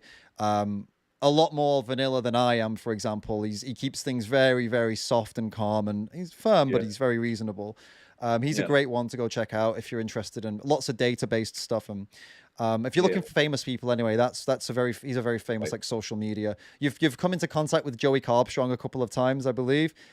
He again for the last, I think he's been doing this for like 15 years now. Yeah. A Okay. bit spicy, a bit more aggressive, obviously. And let me just say, if Joey Carbstrong's watching this, Joey, release the footage that we did on Market Street together. You are, no, I'm not going to say that. But Joey, I thought I devastated you. And Okay. I cannot believe now, 6 years later, you still not released the Charlie Veitch, Joey Carbstrong video. So I don't know. he should. I don't know. I don't think we've talked about this whole thing with you actually yet. But Yeah. I don't know if he has the footage. I don't know. Maybe it seems unlikely that he would not be posting it for that reason. It might be something that was wrong with it or something. I don't You know. know what? It could be something as simple as, and I've been there as a filmmaker. Yeah. You forgot to press on the microphone, and then you've got 2 hours of footage and it's unusable. So it could be something as technically mundane as that. Definitely. People can also check out. I mean, I'm not going to talk about famous people right now. I'm going to go a couple of people that aren't as well known. But there's a guy, Cliff Grant. He's an Irish street activist, very calm, very reasonable, has some really heartwarming conversations with people on the street. I think you'd like him actually. I think you'd really value the way he talks to people and stuff. He's like, does like kind of what you do. You know, you kind of go out and talk. He does it with a vegan angle more so, and tries to get people into conversations. And then one more for the hardcore. There's in the chat a lot of people, hardcore debatey types, who are telling me, oh, you're appealing to emotion and you need to give facts. And if you want that kind of stuff, like factual, no emotion, just pure and hard data, go and check out Lifting Vegan Logic. Lifting Vegan Logic. He's a buff personal trainer who knows a lot about a lot, and he's very, very fact based. He doesn't really go off that world. So if that's you, that's a good guy to check out. Yeah. No, brilliant. Yeah. No, that's awesome. Now, is the symbol on your baseball cap the Baphomet Satan, or is it a ram? It's a ram for David Rams. By the way, people are wondering why am I plugging these people. It's because this is going to go on Charlie's channel too. By the way, this is why we're doing it this way. And I did ask you. I asked you directly. Yeah. I just want to make sure people are like, why is he acting like this is Charlie's channel? That's why. Yeah. The ram it was designed by a vegan designer. I said my name's Rams. I want. But you know, it looks a bit satanic, Baphomet. Well, you know what's good about that is it triggers all the hardcore Christians into being like, oh, he's a Satanist, and then I can sit back here and just enjoy the drama. I've had it a number of times, and I'm like, yeah, go on, share my videos with all your Christian pals and get them all coming on. They're watching my stuff, so it's, you know how it works, man. Anything that gets people riled up and sharing things, whether it be a logo or you said the word Holocaust earlier, that gets people going. For example, Oh, you yeah. know, sometimes you At gotta. the end of the day, any activity relies on bums on seats. It's no point discussing something to zero people. Right. So, of course. And I only bring it up in jest. I don't believe in the Yeah, whole yeah, yeah. Baphomet I know, man. People shit. get really, yeah. I mean, I like the Yeah, drama. I have no yeah. problem with it when people get into that. Yeah, well, David, it's been an absolute pleasure grabbing you by the horns and I'm joking, Doing grabbing what? the ram. No, it's been a really good headbutting you. Right. That's a good way of putting Yeah, it. Yeah, clashing horns. Yeah. yeah. Cool, man. All right, yeah, sweet. I'm gonna stick around, so I'll say goodbye to you, and Yeah. people can check you, Charlie Veitch. You're not an anti-vegan necessarily, so if the vegans are worried about me plugging him, well, he's not an anti-vegan. He'll be a vegan soon. Must happen soon. I'm telling you. Well, we're not gonna get into that. I had something to say, but one of your best mates, ex-best mates, I think, is a vegan, right? Maybe you should have a chat. Maybe he can convince you as well. You know what I'm talking about, right? Yeah, so I don't know if you guys are still, whatever, that's a whole thing anyway. Yeah, Charlie Veitch, if you like watching videos of people walking around city centers taking the piss out of everybody, then go and check him out. That's what you do mostly, right? Yeah. It's been an absolute pleasure, David, and I found this very, very useful and also very fun, and the 2 hours have passed like that. Yeah, man. And you can probably hear the bloody ice cream van. Yep. Fuck you, ice cream van. Great timing. It's Chester, the child molester. He's arrived. I'm joking. All right, mate. Cheers for that, and yeah, obviously I'll send you the stuff later on, and you can pop it on your channel and all that good stuff. Cheers, mate. Thank you very much, David. It's been a pleasure. Thank See you. you later. See ya. All right, so guys, I'll stick around a little bit longer, guys, so I can do the chats and all the super chats and everything. So, but I guess quick summary before I do that. I mean, it was what it was, right? I think I don't know. Like, I was being more reasonable here than usual because I feel like we agreed on so much. I think the only thing that was holding Charlie back from agreeing was the fact that it's on YouTube and it's live and everyone's watching and all of his people are like, so that's why we didn't end in some big blaze of fire. I know some of you would have wanted me to be like, yeah, just screw you. No, I wanted to end it in a way that was like, okay, you know what? Let's leave things good. Let's leave things well. Let's leave that bridge built. Because I believe that he is not some kind of evil person. And I wanted to make sure he knew that I believed that in the end as well. So to the vegans out there who were wondering, you know, maybe disappointed with this not going up in a big blaze of fire, hold him accountable, stuff like that. That's why I chose to go this way, all right? I want to make sure we're all clear here. I don't think it's excusable. What he said about animals is not excusable. Him continuing to pay for this is not excusable whatsoever. But I do think that he's going to change. I do believe that he will, as long as the ego doesn't get the better of him. Like I said, you know, as long as he doesn't think like, oh, I'm losing if I give in. It's like, you're not giving in and you're not losing. You're making a decision that's amazing and you were convinced of it. So just do it then. Let's just do it, man. It's holding you back. There's nothing holding you back. Let's go. So there you go. All right, let's go through the supers. Dillian, thank you so much for the tip, mate. The animal abuse that is illegal, is it illegal because of collective efforts of farmers or meat eaters, or because of collective efforts of animal rights activists that expose these practices to the public and launch campaigns against them? Well, that's a great point, Dillian. The reason that we call these things legally abuse is because you're right, because activists pointed them out and said this is abuse and had to convince the courts that it's abuse to bring in a new law. There were no farmers doing that. You're 100% right. That is a great point. And there were also most likely hardly any, if any, meat eaters at all doing that. Thank you, Dillian. Great point. Mark J, thank you, mate, for the super chat. Sad that some people intellectualize about comparative degrees of suffering among species. Nonsense. All species experience pain in the same way. Thank you, Mark, for the comment there. It's a really good point that I mean, yeah, we do need to discuss degrees of suffering to a certain level, because we've got to make some distinctions at some points because there are differences, but it doesn't matter. None of it justifies stabbing an animal. Like, oh, they suffer less than a human psychologically, so we stab them. That doesn't make any sense. So I agree with you there for sure. Thank you for the tip. Sorry, your name always comes like this, and I always forget what your actual name is, so my bad. Meat eaters and kiddie fiddlers take advantage of the powerless. I did mention that I didn't go for kiddie fiddler, though. I said that with a rapist, for example, they're taking advantage of if somebody didn't have the second, third order thoughts, would it still be wrong to do that? And obviously, no, of course it's still wrong. Well, there we go. Thank you for the comment. Great comment. Dilliam says, we are instinctually drawn to high-calorie foods. Same goes for cake and donuts. I made that point without seeing your comment, or maybe it was subconscious, bro. Maybe I did see it. Thank you for that. Good point. And I brought it up, yeah. So we worked together on that one. DJ Lernal, thank you for the tips. Has just joined the stream about 30 minutes ago. Well, I mean, make sure to rewatch then, because there was a lot of stuff in there. There's a lot of things to zone in on, a lot of interesting chat and debate, and I think it went pretty well, to be honest. I think, I'll watch it back and we'll see, but I think it went as well as it could do. I think Charlie was far more reasonable than I expected. And that's no shade on him. It's just that he is occasionally a massive troll. Like I said, Trolly Veitch is what I called him, and occasionally he is like that. Orestes, thank you for the super chat. Charlie Veitch, your content is awesome. I wish you were vegan. This live was awesome. I hope you have another one and maybe you go vegan. Orestes, I agree. I've checked out some of his content, not all of it, but not a lot of it even, but the last 5 videos maybe. And there is something about what he does. It's very artistic. It's interesting. It's kind of cool seeing the different types of people in the cities. And you know what? It actually inspired me to be more confident with my activism, because watching him and how he just goes out and talks to strangers and films them and just doesn't give a shit. Well, it kind of inspired me. I've just literally had like 2 full days of filming in the streets in the UK where I was doing that because of the inspiration of kind of how he does it. Just going up to people and just talking to them about veganism and not worrying about, am I bothering them? I need to ask permission. Like, no. I was just walking up to people with a microphone and saying, "Hi, are you vegan?" And why not?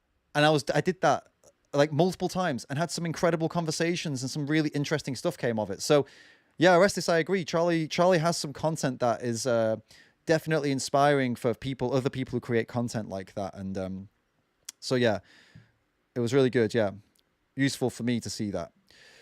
Keith, thank you so much for the super chat, mate. I appreciate that. Legend. Thank you everybody who super chatted today. So summarize, I think it was a good debate. I said everything I wanted to say. I didn't think I left anything out. I don't think that there was anything more to be said. That's why I'm not really saying much more right now.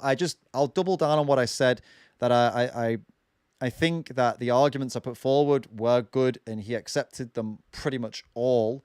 And the only thing holding him back, I think, is just that maybe the habit, maybe the ideological drive to keep doing what he wants to do. And that's it. And I think if he can move past those 2 things, then he will be a vegan. Maybe not a vocal one, but eventually a vocal one, because he's vocal about what he believes in. And I think at his core, I think he is a vegan, genuinely. Dominic, thank you for the super chat, mate. Hey, David, do you think Charlie's points towards the end, he was veaching a bit? Do you mean like trolly veaching a bit? I think he was kind of trying to turn it into a bit of a joke, maybe to troll a little bit in the end, to kind of move away from the seriousness and the kind of being held accountable, possibly. But overall, I think we didn't let that happen. Of course, I didn't really go with him on the jokey stuff in the end, because I wanted to crunch down on what I thought was going on. Like crunch down, is that what it is? Knuckle down? Yeah, knuckle down. So it's kind of why it went the way it went, yeah. Hexproof Anarchist, thank you so much for the super chat. Thank you, a legend. There's a little, oh yeah, you give me a little rock symbol. Appreciate that. What else is going on in the chat? Let's have a little look. I mean, how long have we been here for right now? What do we got? Hold up. How long have we been going? It's about an hour? No. An hour and 50. There we go. Hour 50. Not bad. 2 hours. Well, I mean, I'll hang out with you guys for a little bit. We've got Mark spinning here. What's up, mate? How's it going, Mark? Who else we got here? I'm looking for the Ram fam. Mikkel's here. What's going on? Ramfam, your comments are really spread out. I'm just looking for the green. I like. There's a lot of people here I don't know as well, which is great. Dillian, what's up, mate? Yeah, a lot of people here I don't know, which is very good. So I think a lot of you guys have come from Charlie Veitch's channel, right? That's really cool. I'm glad you guys are here. I hope this has been interesting at least, and I hope I've opened up a couple of minds. Let's do this. If you came from Charlie Veitch's channel as a non-vegan, be honest with me right now. Has any of this made you think differently about veganism and eating meat? This is the time. If you're watching silently in the background and you've not really got in the chat yet because you're not thinking that I don't really know I have anything to say or whatever, like let this be the moment where you jump in the live chat and put in tell us like how you're feeling right now. And because the people who have got something shitty to say, they always comment, always. That's usually the type of comments we get, the shitty comments. So those who are like chilling and not really, you've been watching, but you just wanted to stay away and you're not feeling confident enough. Why don't you guys come and make a comment and leave some positive comments, right?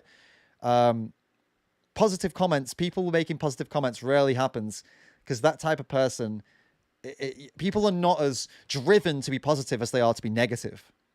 If someone's got something bad to say, I'm going to fucking type it. If someone's got something good to say, they're like, I'll think about it. Type it up, guys. Orestes says, please make more videos with him. You2 is epic. Cool. Yeah, I mean, I'd make videos with him. I'd like to go on his channel maybe as do like a some kind of stream with him about maybe the same topic, but maybe we can mix it up a little bit. Because the thing is, this is going to go out to his following, and that's really important because my following is mostly vegan, right? So we want to reach non-vegans. So I'm just doing some water. We want to reach non-vegans, so if I could go on his channel, that'd be really good. Oh, Hexproof Anarchist, you became a member. 16 months. Wow. Hey, that's sick. You joined up for over a year. That's awesome. Oh, wait a minute. No. You've already been a member for that long. Is that like it's like letting me know. That's sick. Very, very cool. Legend. Ramfam. Guys, remember, if you want this cool little green on your name, you can join and be a member too. It support the channel on a more consistent basis. Helps me out. Means I can make more videos. Means I can actually focus on the work rather than focusing on where the hell the money's coming from, Cancel David Rams for not caring about vegans. Funny. All right. So yeah, you see, it's funny. The only people from Charlie's side making comments are still the negative ones. You see what I mean? Kind of proving my point. Unfortunately, like I say, negativity gives people more of a punch and more of a drive to comment. Positivity doesn't.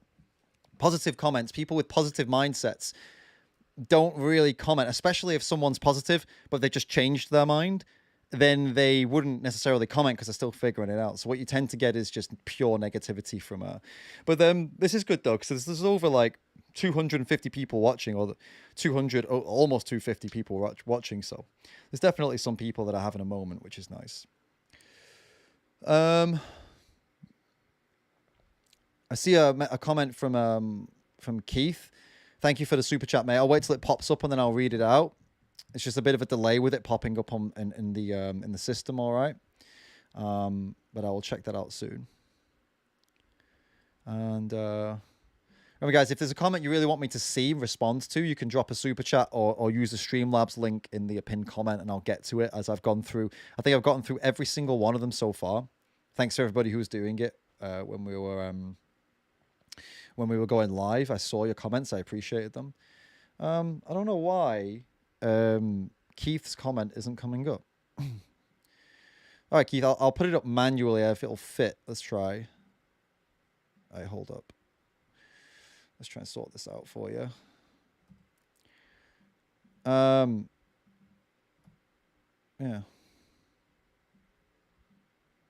Oh, there we go. It popped up.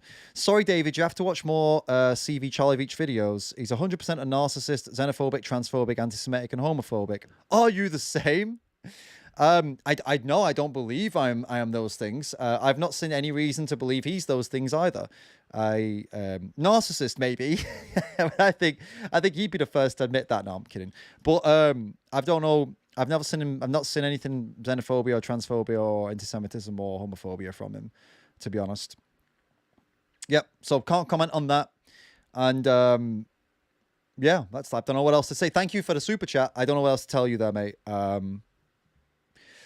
I've seen the last, I don't know, 5 videos, and I haven't seen any of that stuff. Maybe you can, I don't know, find if you've got hardcore evidence of those things, and you want me to have a look at them. You could email me if you want, but if I don't agree with you, that doesn't mean I'm those things. It's something we need to learn. People have different opinions, so unless we're talking about that it's fundamentally just absolutely complete proof that he is those things, or that he said things out of that, then it's subjective, isn't it? This is the problem with the world we're in right now, is that one person's homophobic as another person's I don't know, not homophobic. Like, people don't really know what's what these days, but everybody acts like this is black or this is white, and then you're in, there's no middle, there's no nuance. It is this, and if you don't believe it's this, then you're the same, and that's just nonsense. That doesn't make any sense. So yeah, if that's what we're talking about, then yeah, you might be disappointed that I don't agree with you, but hey, it is what it is. All right, it's been emotional, guys. I'm feeling I'm gonna wrap it up, unless anyone's got anything else they want to send through last minute. Super chat or Streamlabs, if somebody wants to fly something like that through, like, I need to see it. David, you need to see this. You grab me by the chest. You need to see this point that I've got to make. You got to get it in right now, because I'm probably going to close off now, guys. Probably going to wrap this up. So get it in now. So that's what she said, joking there somewhere, but I'm not going to make it. I guess I just did. And we'll go for it. So, yeah. Charlie, if you're still watching, maybe you are. Go vegan, man. Come on. I think you can do it. No, forget that. Forget that. Forget the word vegan. Forget the word vegan. Just stop paying for all that shit, man. Stop paying for all that horrible stuff that happens to animals because you pay for it. It's not worth it. And you agree it's not worth it. And so that's all I've got to say. I mean, I've said that a million times today, but that's really what it boils down to. It's not even a join my ideology, join my cult. No. That's not it. That's not it, you know? So, glad we cleared all that up. Guys, hope you had a good time. I did. I think it was good. Video's going to stay up, so get involved in the comments down below, guys. When this is over, come down in the comments down below. Bring the chat and the debates you're having here down there so everybody else can get involved, all right? Keep on being the absolute legends you are. I'll catch you all in the next one.